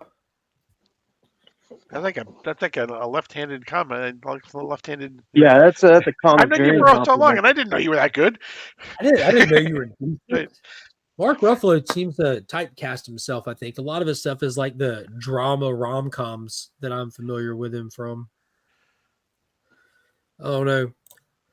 Kind of like how they wait till someone they've passed over for years is dead, then give them a lifetime achievement award. Yeah. Yeah, like where was this? Did he get a single award while they were alive? Yeah. Let's see. That leads me straight to casting announcements for The Last of Us Season 2 have started. They're announcing them. The main villainous character from the second game has been cast and announced, as well as a couple other people. I don't have any real opinion on who they're hiring for the job because I didn't play the video games. I'm still waiting on the N64 release. As with all video games, I'll be waiting a while. But what's exciting is just seeing that they're that part of the production level because we knew that there was going to be a long wait for a second season. But I'm excited for a second season. I really love that show a lot. And we've already covered TM hasn't seen it. Yes. You got plenty of time to watch it though, because it's going to take forever for another season. Yeah, and I do like one of the casting choices. Like I stated earlier, she was like I forget her name, but she was in No One Will Save You. She was one of the daughters in Last Man Standing. She also played a pretty good role in Justified. Is it Isabella Merced? Just a sec. Has joined the cast of The Last of Us Season 2. Young Mazio has joined the cast. Caitlin Dever. That's her. I recognize her. That's the main girl from No One Will Save You. Yeah, Caitlin Devers joined the cast. Okay. Yeah, she was in Justified. She played a pretty good role because she was pretty much Yep. like a. She'd lost her father in Justified and that, and she was starting to deal drugs and all that stuff. She played Yo, that's a the pretty little good girl from role. season 2. Yeah, That Ma took under her wing. yep. Oh, that's crazy. I didn't even recognize her till you said that. Like she's such a great actor. Like you would think like she's a young girl, but like the way she acts and the way she presents herself, you'd be like, that's a 35-year-old woman. Yeah, she knows a thing or two because she's seen a thing or two. She got some life experience under that performance. Yeah, she was tough and Justified. That's really cool. She was tough and No One Will Save You. Very cool. Very, very cool. Superman and Lois started filming season 4. Let's go. Yeah, I'm excited for that. No matter what version of it we get. I mean, I'd like it to be fantastic. We're going in like with a skeleton crew on this one. Paul, can you add some context to what we could expect? Apparently we're only getting 10 episodes, I believe, which is, less than we normally would get. And they've cut back the number of writers. They cut back the number. They basically cut the full-time cast by almost 2/3. It seems like we basically only have Superman, Lois, and the 2 kids are basically and Lex are the 5 actors that are left. But everyone else that was there, they're gone. Not that they can't come in as a guest star or something, but it is. It's hopefully they're going to spend what money they have on the special effects and everything, and because that was also a hallmark of the show as well, for the CW. So looking forward to seeing exactly what happens when Superman and Bizarro actually meet each other in the air on the moon. Superman and Doomsday Bizarro. What? Yeah. Yo, so this kind of lends to like more credence to like they killed General Lane in that finale. Like I firmly believe we're not going to see him again. Or we see him at the very, very end for like the last scene. Like, oh, we saved him. And I guess it's going to be. It's mostly going to be a snow season in a way, because like they're filming during the winter, and like we did have a photo from the actor who plays Lex and saying, "I'm freezing out here, but we're filming for you guys." Mm-hmm. Or that could be like the Lex Luthor ever seen. Yeah, that is true. That Lex Luthor can handle the snow. Mm-hmm. Well, he could handle Negan's bat. Negan had to hit him a couple of times before he went down. Yeah. He played Abraham, right? Yeah. Something cuddling. I was more upset for Abraham dying than Glenn. I was just like, he was just getting good. Oh, now we're spoiling The Walking Dead. Other season 2 announcements that we had. So other than The Last of Us, they announced, and there's already marketing posters coming out for Halo season 2, and that's on Paramount platform. Paramount Plus. Yep. That's coming really soon. That's just around the corner. The trailer is up on YouTube if you want to watch it for season 2. Now, Durs is our resident Halo boy, and that is boy with a Z, Halo Boys. And he did tell us before we went live that this season's supposed to be focusing on the fall of Reach, which I believe Reach is the space station, or is that a people or a place? I think that's the people. Okay. He says like in the game or something, like all the Spartans get massacred other than the one main character, the Master Sergeant character. He thinks it's Master Chief, yeah. Because like in the games, that's all they have. Like those super soldiers and that they have, and that they've all been wiped out, and the only one there is Master Chief. And you don't even I don't think he even plays Master Chief in the actual Halo game. He just shows up now and then. And I know I played the first one when it came out back in the day. I think you played as him in that one, didn't you? I have no idea. I got into the show, and I never really got into the game. Yeah, I watched the first episode of season 1 just about a month or so ago. I thought it was pretty tough. It was really cool sci-fi stuff. I'm not up on the games and stuff, so I can understand where like some of the negative feedback came from with them removing the helmet. But me going in with no context, that first episode was pretty cool. I'll probably try to check out and get through the first season now before the second season comes out. Maybe keep up with it in real time or something. It'll be pretty cool. We'll see. I feel like non-fans.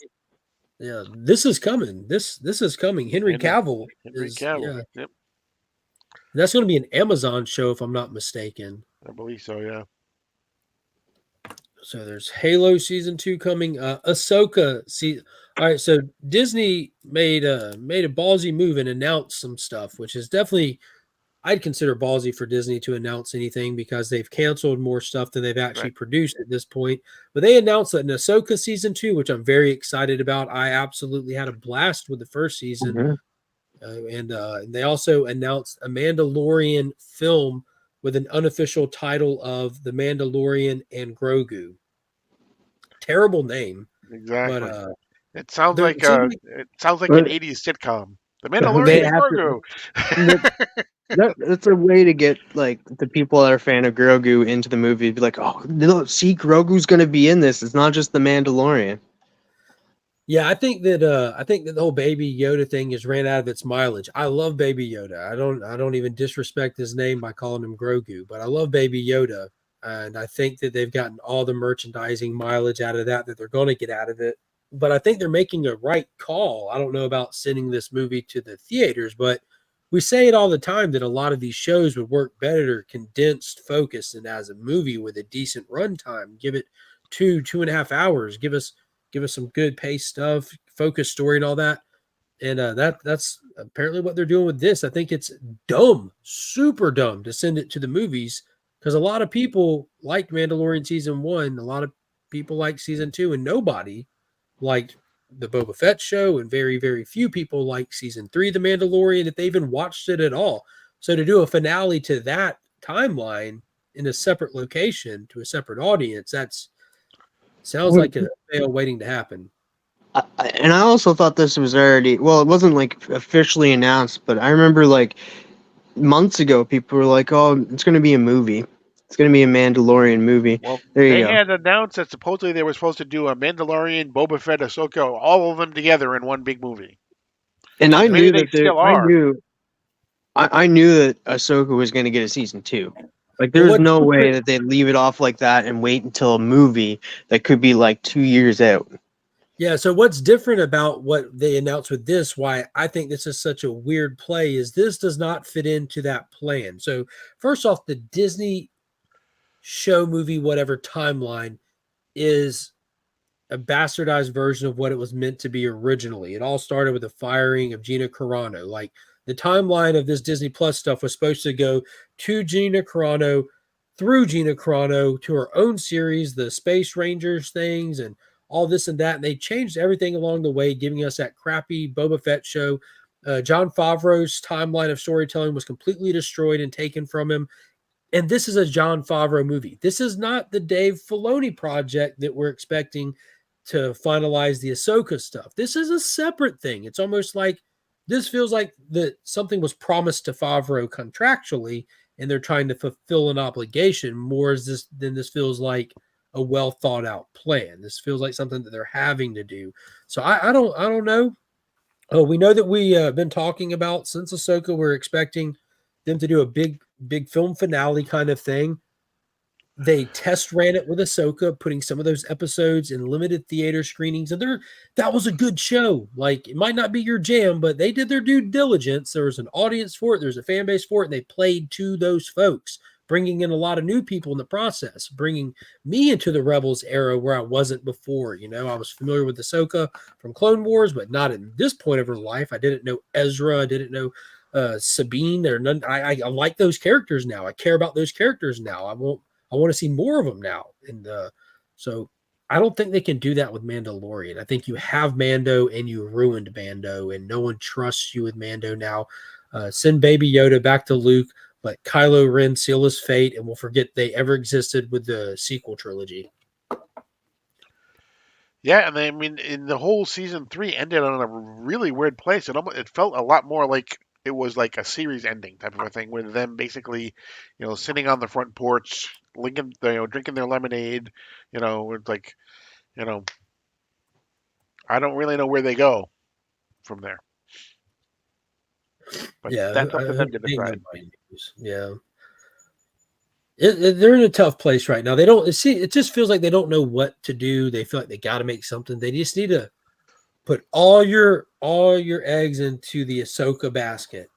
Just, I think they're incapable of letting stuff sit and simmer. I know, like, because of the writer and the actor strike, it kind of forced them to have a break. I mean, writers were still writing. You got to imagine, like, the day that strike was lifted, there was probably 200,000 scripts turned into studios the day of. Yeah. And if you're James Gunn, like you Right. you ain't got to answer to nobody. You're writing for yourself, anyways. But they're not lacking content, or they're not lacking like material for content, but they're probably rushing to make money. Like, there's a huge gap of nothing coming in, and then there's a longer window of what they're producing costing them money instead of making money. So we'll see what happens. It's interesting to follow for sure. I tell you what, I was on cloud 9 at the launch of Disney Plus. Me and the wife had pre-bought it. We were waiting, we were watching the timer go down. There's a literal timer for it, guys. Like, there's a Star Wars themed timer. We were watching it, and as soon as it hit, we fired up Mandalorian. Like, we were ready. Loved it. And it's crazy to think how much the fan opinion of it is just shifted. It's just, I want that trust back in these properties. And that's, I mean, to your point though, too, I think what's going to happen is we're going to see a lot of these announcements may not come to pass because, like you said, they got 200 scripts, like 10 minutes after the thing ended. And they're announcing all these things. And you know what? The studio are going to come back and say, we don't have all the money to make all this stuff right now. Yeah. And I agree that they should stick with the what Filoni has in plan with like Ahsoka season 2, and then the trilogy movies that because like the Ahsoka, like what's happening in Ahsoka and what's going to happen in Ahsoka 2 is going to lead into those movies. It's his like little push into what's going to happen in those movies and that. And then we also have like 2 other TV shows coming out this year from Star Wars. We have The Acolyte, which I'm actually excited for. That has like, it's not going to play into anything. It's going to be all about the High Republic era. Right. Exactly. And then Skeleton Crew. Right. We know what that's about. No. I want to say though that it's set basically during the Rebels type thing. It's set during like the Bad Batch era, I think. Okay. Well, I'll definitely be checking it out and seeing what's what with the with it. I'm interested in it too because of the fact that like one of the best Star Wars shows that came out in a while had nothing to do with like following Jedi or anything. It had to do with just a crew of people, and that was Andor. And that's what everyone says. I still haven't gone back and watched past episode 3. I'm in that camp that there's 2 camps for Andors. The people that say it was the best thing they've done, and there's the people that say I didn't finish it. And I'm in the didn't finish it. I didn't make it far enough. Maybe one day.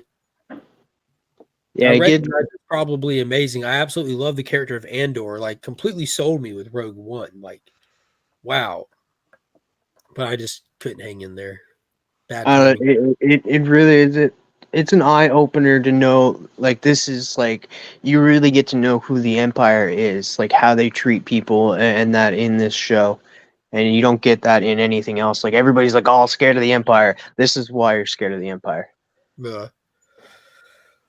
Well, there's also the big elephant in the room when it comes to Disney, and like the real battle isn't taking place in a galaxy far away. It's taking place at the board meetings. It's taking place with like this activist investors coming in, trying to strong arm their way into getting creative control of this company, and then Bob Iger pushing back. There's a lot going on like the suit and tie level of that company that's just as interesting to watch, which we've talked about that as it's kind of been happening. But Bob Iger made a kind of a counterplay to those aggressive investors coming in, and he got some backers on his end as well to try to keep seat. So we're going to find out what happens with the whole Nelson Pelt saga by the end of this month.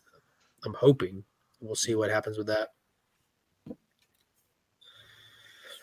The last thing that I have on my bullet points, my notes here, kind of segues into comics, and that's that a comic book this week had pre-sales reaching over 100,000, which is impressive for modern day comic books pre-sale numbers in an era of digital reading and people just not reading as much when entertainment comes in so many different shapes and forms. But Thundercats from Dynamite Comics is coming quick. And it looks like they're trying to cap on the success that was Transformers, taking that 80s nostalgia, the toys, the show, all that good stuff. And a Dynamite's dipping into it with Thundercats #1, a new ongoing series. And it'll feature a cover by anyone you can think of. Both in color and black and white.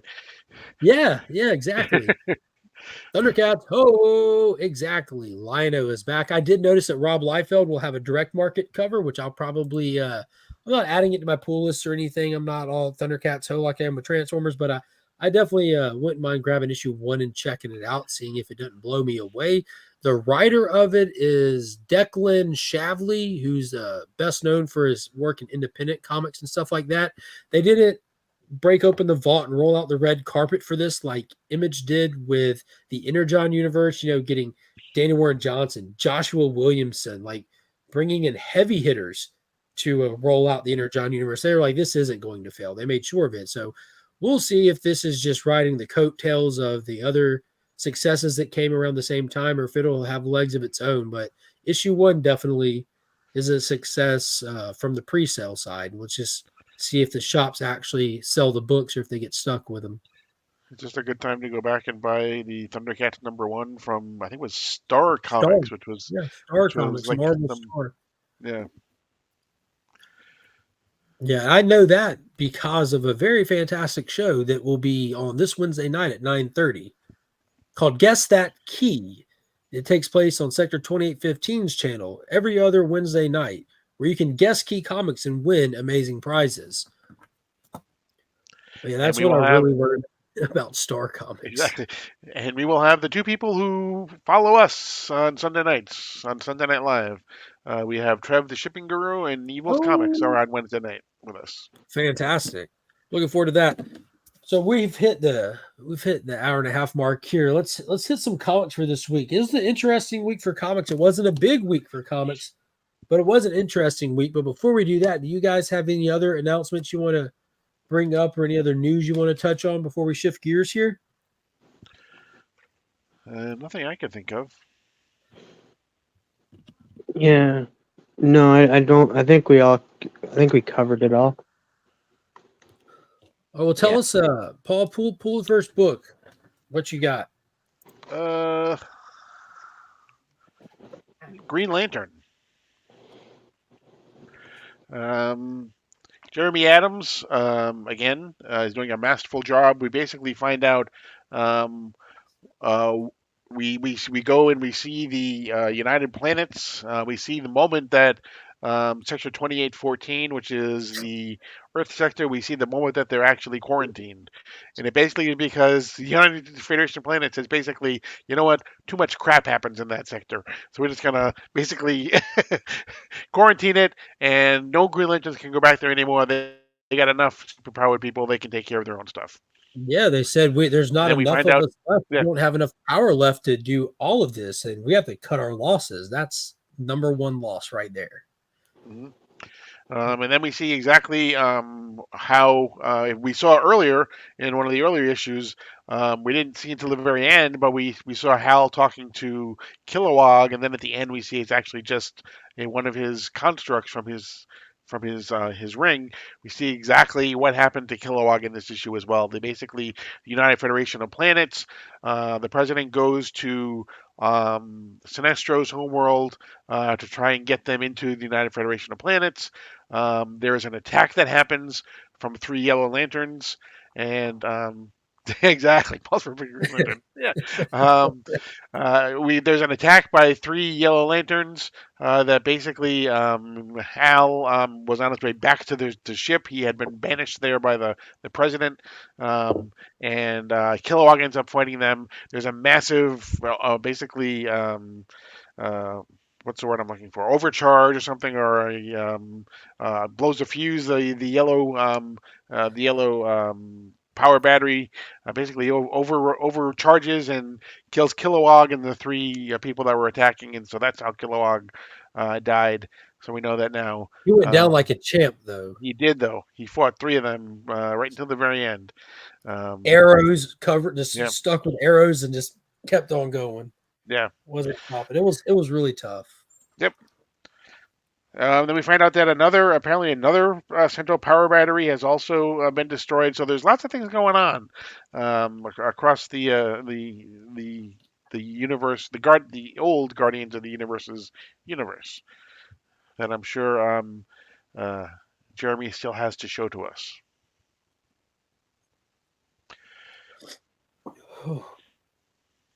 I've got a couple that I haven't got a chance to read this week. I've been kind of down and out the past couple of days, but this was a damaged book that came back in finally. Hunt for Skinwalker Ranch #4. I'm digging this. If you like Department of Truth type stuff, this is fantastic. And Exo Manowar Unconquered #5. This is actually releasing on time. It's releasing on time. Wow. Yeah. And only like a week or two after the last one, right? Yeah, it's coming out fast. And I haven't had the opportunity to read Wesley Dodd's Sandman #4 yet either. But I'm very excited to check that one out. TM, what'd you read this week? I read Transformers 4, and then I read Beast World 4. And yeah, Beast World 4 is probably my read of the week. Yeah, what'd you think? That was a tough issue, man. That was most definitely a tough issue. And I was talking to Cliff last night, and Cliff's just like, you would have had a great conversation with him because he's just like, Amanda Waller isn't nothing. And then I was like, have you read issue 4 yet? And he's like, no. I was like, dude, you got to read issue 4. This is like where she just like drops the mic and says, yeah, don't mess with me. Dude, Amanda Waller is the opposite of nothing and always has been. Yeah.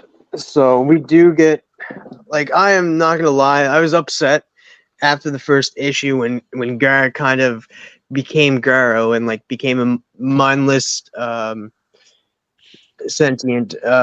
But this one was even worse because you see like his like they blew up a bomb in his brain.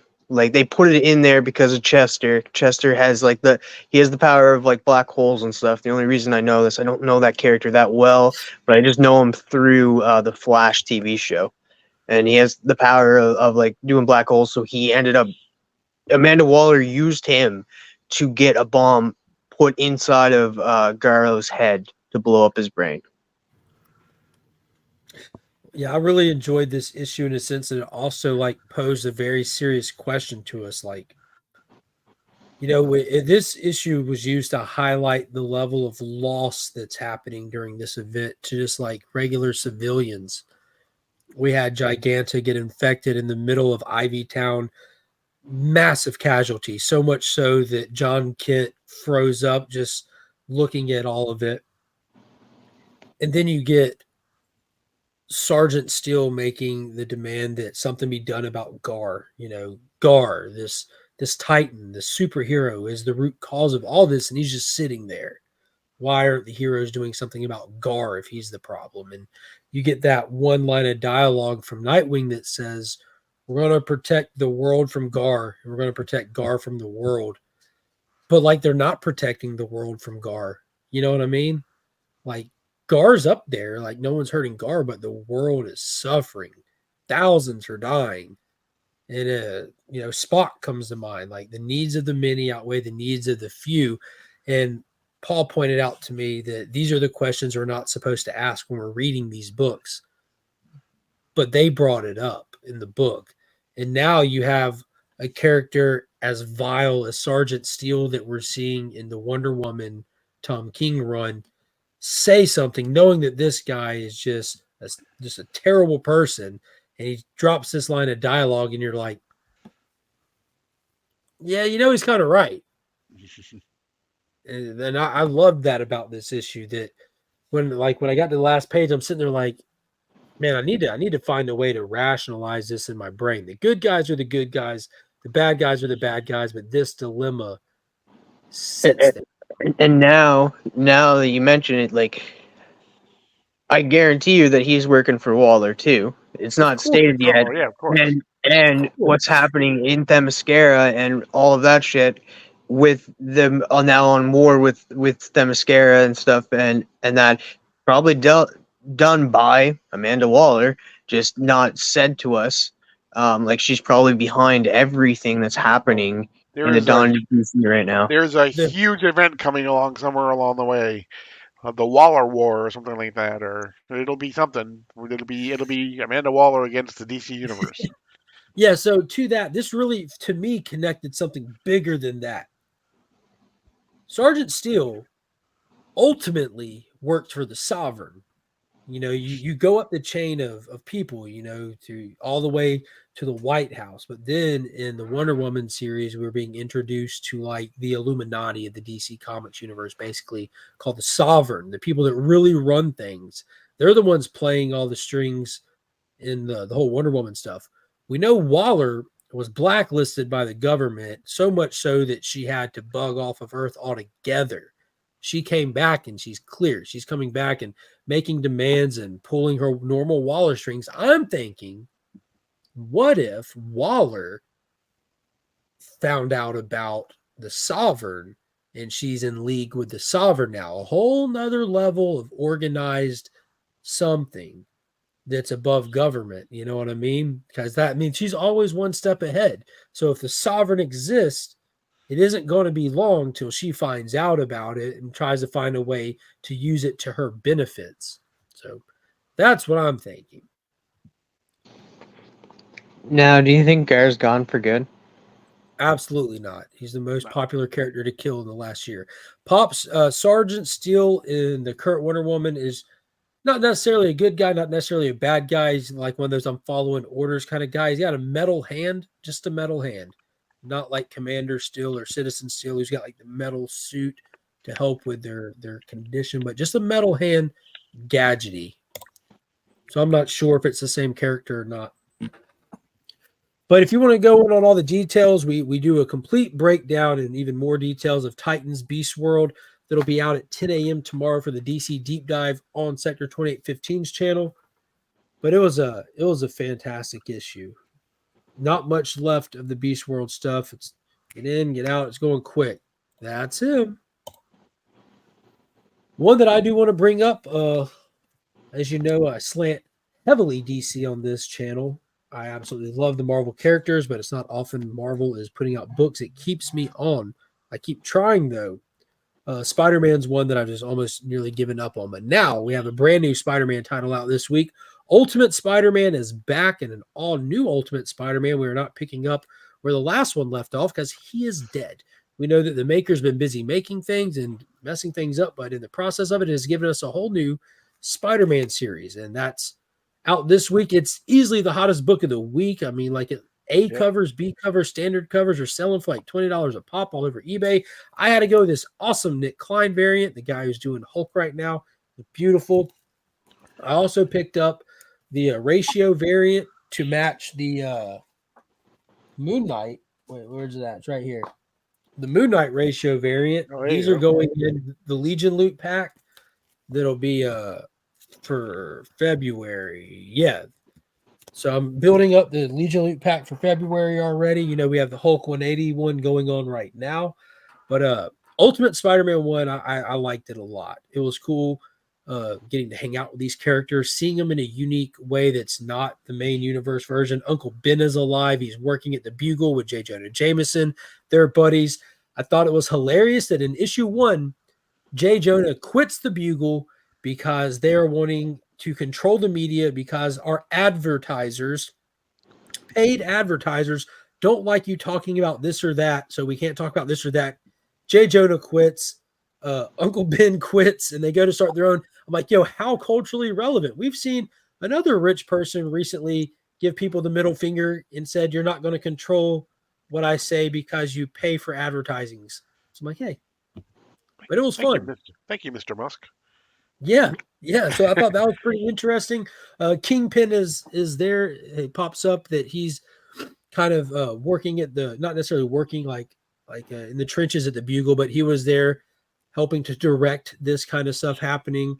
Right. And we also We should also learned kind that, of we should also kind of back up though and say that if you haven't been reading what he did in Ultimate Invasion and everything, right? The Maker basically prevented the Spider from biting Peter Parker, so he never became Spider-Man. So he's not Spider-Man to start off. He has no powers whatsoever to start off this issue. Sorry.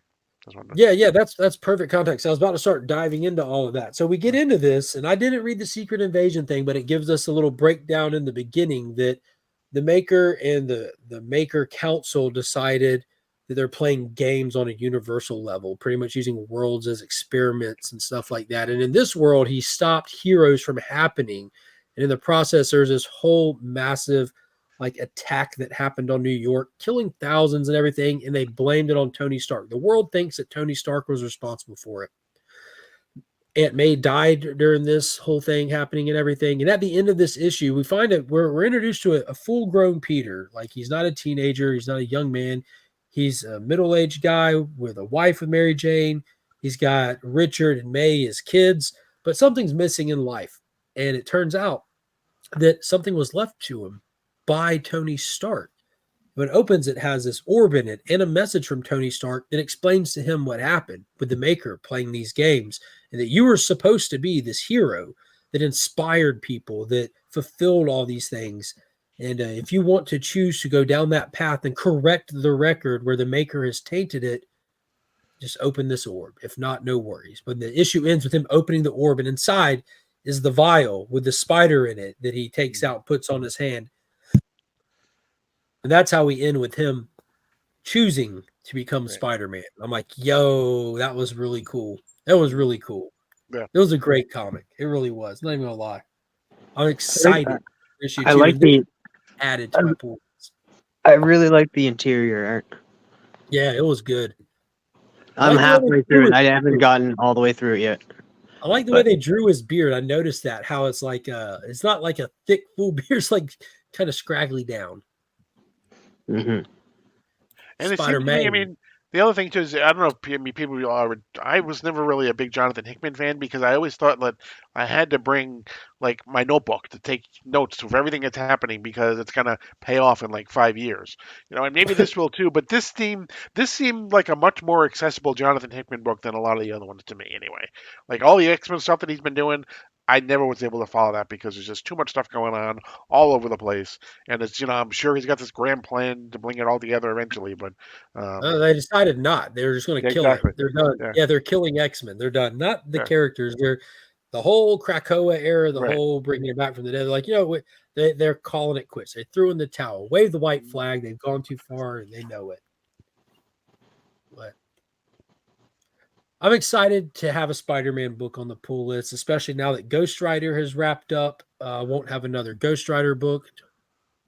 March, I think. March is when the next volume starts. We'll be introduced to the new Rider, which I expect to have a cover like this come out to match. A new Moon Knight, new Spider-Man, new Ghost Rider. That's what we're doing. Also, I noticed when I was reading Ultimate Spider-Man, I don't read a ton of Marvel, so I don't see a lot of the ads like I do in the DC stuff. There's already a new Miss Marvel #1 coming out. We just had a Miss Marvel #1. I guess she's still not selling well, and they have to keep restarting it, I guess. Short series. It's called like Mutant Monster or something like that. I don't know. TM, tell us about Transformers. What'd you think? It was pretty quick. It was parts of it. I thought Optimus was gonna die. I thought he was gonna give his spark and just like the movie and just be like, yeah, I'm done now, and just be. Was that your Peter Cullen voice? That was nailed it, bro. So, but I enjoyed it in that. I'm curious to know who is that Ratchet is trying to being like, this is the only source that we have now and that. But now I'm curious to know what's behind that door. That it's going to come into play later on down the road. But I'm wondering if Earth does have Energon, because like in the movies and that, of course, the Michael Bay movies, Earth does have Energon. We just don't know it. I think it will be, and I think we do know it because of the solicitation for this book. This book right here, Cobra Commander, says that in a world where Cobra hasn't been created yet, who is this mysterious Cobra Commander, and what is he going to do with this mysterious power source he's trying to utilize called Energon? Oh, I did not read the solicitations for that. Yeah, I think you're onto something, TM. I think you're really onto something.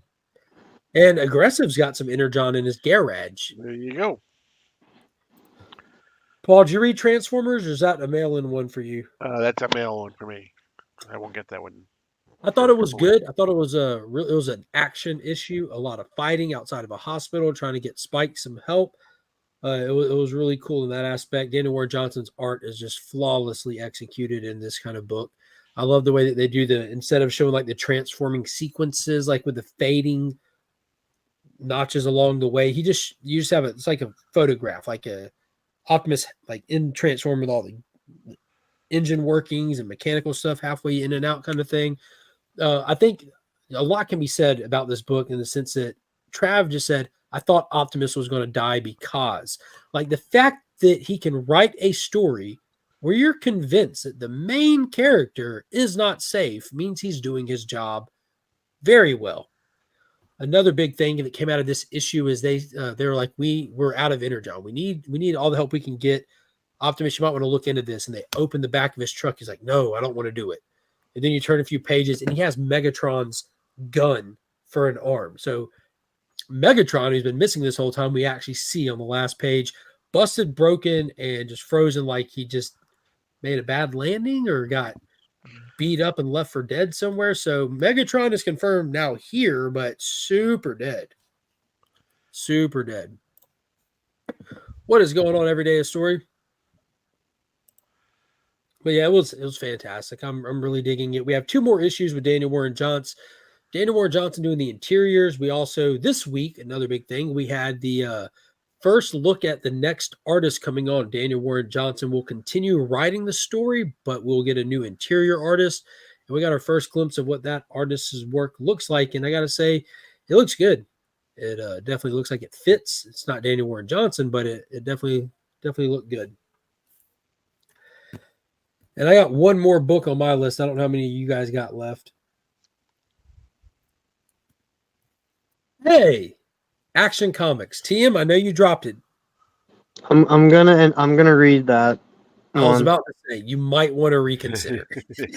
You seriously might want to reconsider, my dude. Like, this was when I picked up my books, this is the first thing I read. I was most curious about this. Philip Kennedy Johnson's time on this title can never be ignored. He's in the Hall of Heroes for what he did. Now we're into a new era. Jason Aaron's, definitely well-known Marvel writer, is now over doing some work with DC. He's doing Batman Offworld, and now he's taking on the flagship. He's taking on Superman himself with Action Comics, and we're under a new era here called Superman Superstars. Yo, I got to tell you, I was completely blown away. This has all the tones, vibe, feel, pacing, everything as the Superman main book does, whereas Action and Superman has definitely felt like definitely 2 different flavors of Superman. That, dude, it feels seamless after reading this. It was, dude, I can't sing the praises enough. I don't know Jason Aaron's a lot, like by name. I've read his Punisher run. I liked it. Batman Offworld #1 was decent, but I don't know how much of the stuff that I read that I can remember. I'd have to go back and look, but this was impressive. Very impressed. Yeah, his main thing that he did for DC was actually Vertigo. He did Scalped. That was his big title that he did for them. Same thing, and it's kind of, they're doing something a little bit different. They're doing like 4 3-issue little runs here. So Jason Aaron's going to do a run, Mark Waid's going to do a run. I think Joshua Williams going to do a run as well. Because I know one of the things that you were concerned about was it going to be like Batman Brave and the Bold type of a thing, and it's not. It's not It's like that not. at all. So No. yeah. And the fact they're doing short runs too lends to like people trying it out and really getting on board.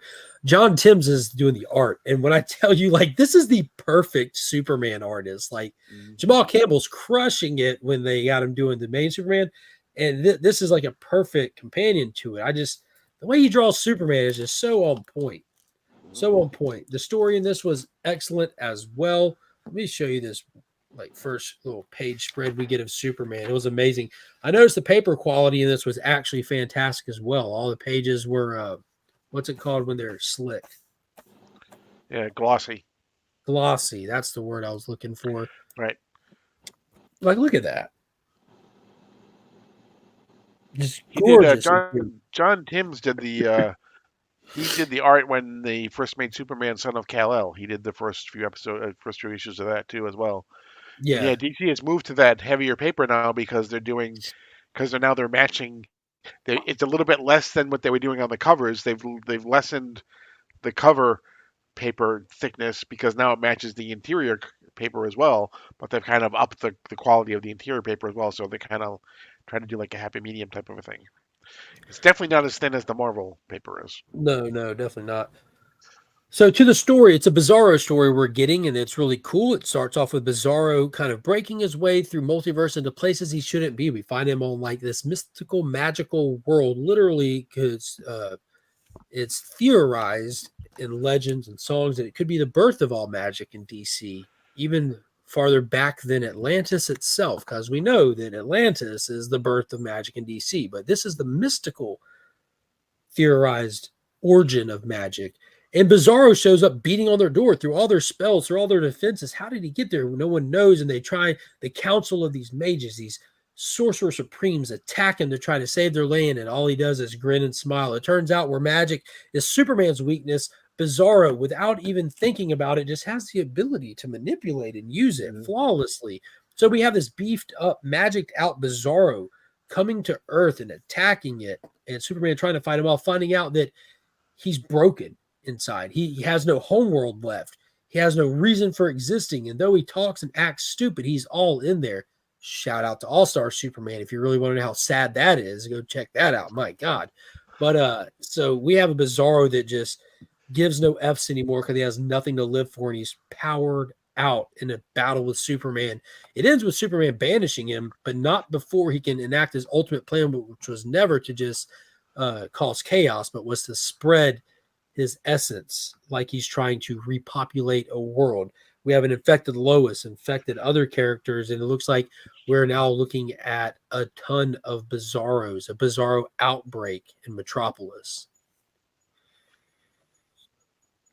It was cool. It was cool. It was done really well. It was. Yeah, like Allstate, we're in good hands. Yeah, Tim, I heavily, I know you said you're going to read it, but I tell anybody this, I heavily recommend Action Comics 1061. Heavily recommend. For me, it was probably my read of the week. I'm a little biased when it comes to Superman, but man, it was good. I'll read it if you read Birds of Prey. DC back in the day. Yeah, it changes from time to time. Until this week, Pops, it was Atlantis.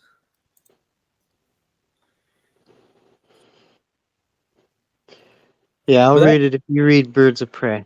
Oh, man, you're never going to read Action Comics.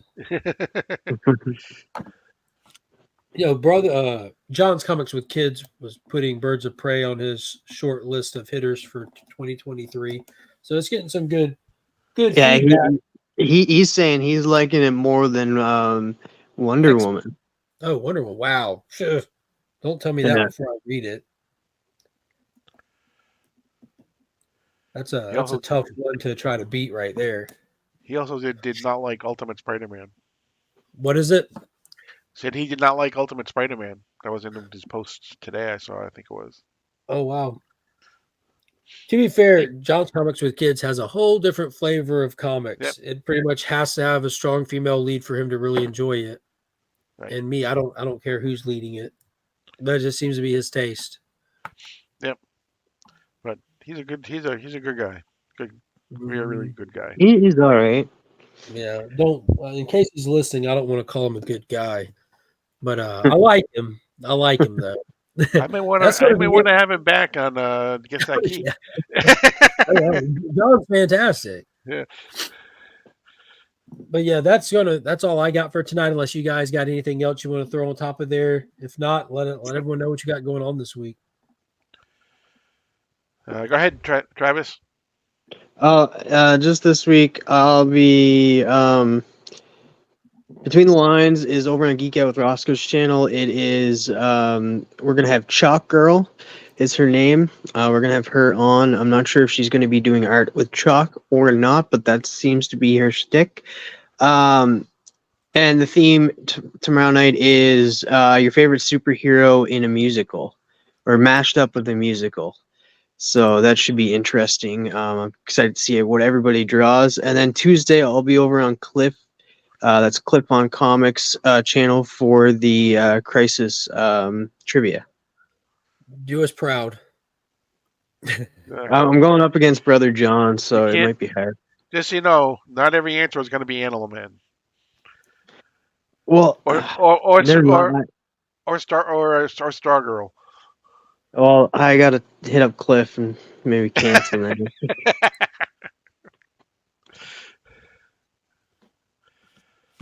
Paul, what you got?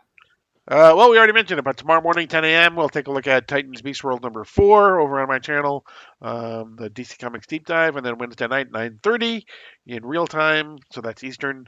We of course have Mark, and then we have Trev, the shipping guru, and Mike from Evil's Comics will be on, and we'll play another rousing game of Guess That Key. Very excited for that. And we are fast approaching our 50th episode, which will be very special. Ooh. Which is not bad considering that we do it every other week. I do want to mention too that starting not this Wednesday but next Wednesday, I will have my late night show tomorrow tonight with TM Nerdy. Yeah, he's got his very own late night talk show starting. Very excited.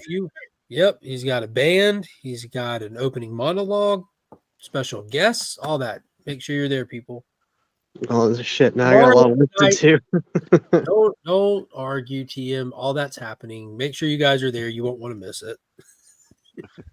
They get there. They're just like, where's the band? That's right. I was told there would be music. You need to get some of those old little raisins. Remember the raisin toys that all had the different instruments? Yeah. The California raisins. California raisins. Yes. I have acid reflux. Talk always helps. I have a very important video dropping tomorrow. I've done one of these for the past couple of years, and it's a full preview, comprehensive list of free comic book day for all that know. For those that don't know, free comic book day is an annual event that started years ago. It's a promotional way to get people into comic stores and help the business and everything, to get new readers in. They offer tons of free comic books from all the publishers. The shops buy these comics at a discounted rate to offer them free to people to get them in the door. There's also collectibles involved, merchandise involved, exclusive figures, pops, statues, all kinds of stuff that actually you would buy, but it's exclusive to the events. So I highlight and go through all of it. That's available now to channel members on the channel, and it'll be available to everybody else tomorrow. And that's definitely something you'll want to check out, because if there's something included in that video and in that list that piques your interest, make sure you check with your shops. I'll say it now in case you don't see that video. Not all these shops order everything. So if there's something that you're interested in, make sure you communicate with your shops, and let's make this free comic book day that's one to remember. I know it's always like a huge family event for us. It's the first Saturday every May. I believe it's going to be May 4th this year. I could be wrong, but May 4th. So May the 4th be with you. Will be free comic book day. So that's pretty cool, right? That's a huge win. So be sure to check that video out. There's a lot of good stuff coming. And I'll also highlight the books that will be the potential chase books. It's not normally my thing to point out spec or anything like that, but if they could be hard to get, you might also want to talk to your shops. There's going to be some first appearances dropping and some potential stuff like that. And calling back to what Paul said about an upcoming huge event with DC, DC always, like clockwork, puts out a free comic book day that ushers in their summer blockbuster event. They have not revealed that book yet. Where all the titles are revealed, they have not revealed that book. They just call it Major Event Special. So the major event still hasn't been named, revealed, and man, I'm excited. I'm excited.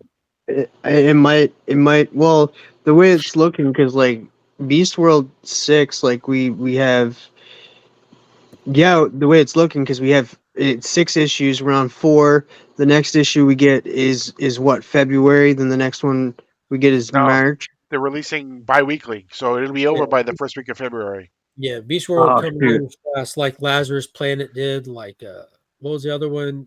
Night Terrors. Yeah, Yeah, Dark Crisis really, did monthly, but every other one has been. Yeah, Dark Crisis was our last blockbuster event. Yeah. You know, like your big summer event, like Right. your Crisis. Or Then you got the mini events like Gotham War and Lazarus Planet. And yeah, these are just little Cool. mini events that are focusing on specific titles, kind of thing. The one that just encompasses the entirety of the DCU is to be announced right now. We can go back and call back to that timeline and change the contrast on that and get some little clues. But whatever's coming this summer is going to require the Justice League to get us out of it. I guarantee it. We'll get the return of the Justice League following this event.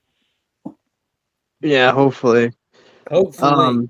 I'm excited for what's coming with DC, and I'm loving this event. So Yeah, and they've been killing it with Dawn of DC. Like all of their titles have been flawless. Starting this month, it's officially over as well. And I don't want to say it's over, but now like we've moved far enough into this initiative that they're taking the branding off of the trade dress is presses. gone. So Yeah. Superman, we're in the era of the Superman superstars and vice versa with other titles. This is all right. The quality of the books are not going down. So. Titans doesn't have it on. Yeah, they're just saving on the branding now. So it means where you can get away from that and get ready for what's coming next for them to need that space to advertise on. All I know is the dusk of DC. The dusk of DC. There is a massive event that has still not been addressed. That's still an issue that's happening, and that's Merlin waging war on all magic.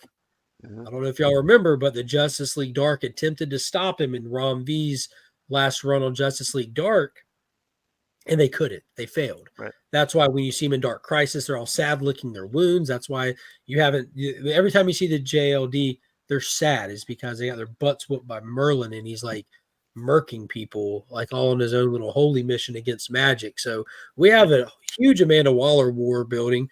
We have this huge Justice League Dark Merlin thing happening where he's going back to the source wall and all kinds of crazy stuff. So there's stories just waiting to be told on like a massive. And who just happens to be a DC exclusive now? Ron V? Ron V, yeah. Ron V. Who's absolutely crushing it on Detective Comics right now. Yeah. A different Merlin showed up in Green Arrow, unless it's the same Merlin, but it's the dark character. This is literally Merlin, Knights of Camelot Merlin. Like going all the way back to like the birth of Etrigan and stuff. Yeah, this is not a Merlin that Merlin would want to tangle with. But yeah, that's going to do it for tonight. I appreciate everybody coming and hanging out. I appreciate you guys hopping on and chatting. This was a fun show. We covered a lot of stuff. I think I might try to make a little bullet point list again for next week. That's going to do it. Be sure to go check these guys out here on the YouTube, and we'll see you guys through the week. Until next time, as always, I'm Mark, but we are Legion. Pigeons.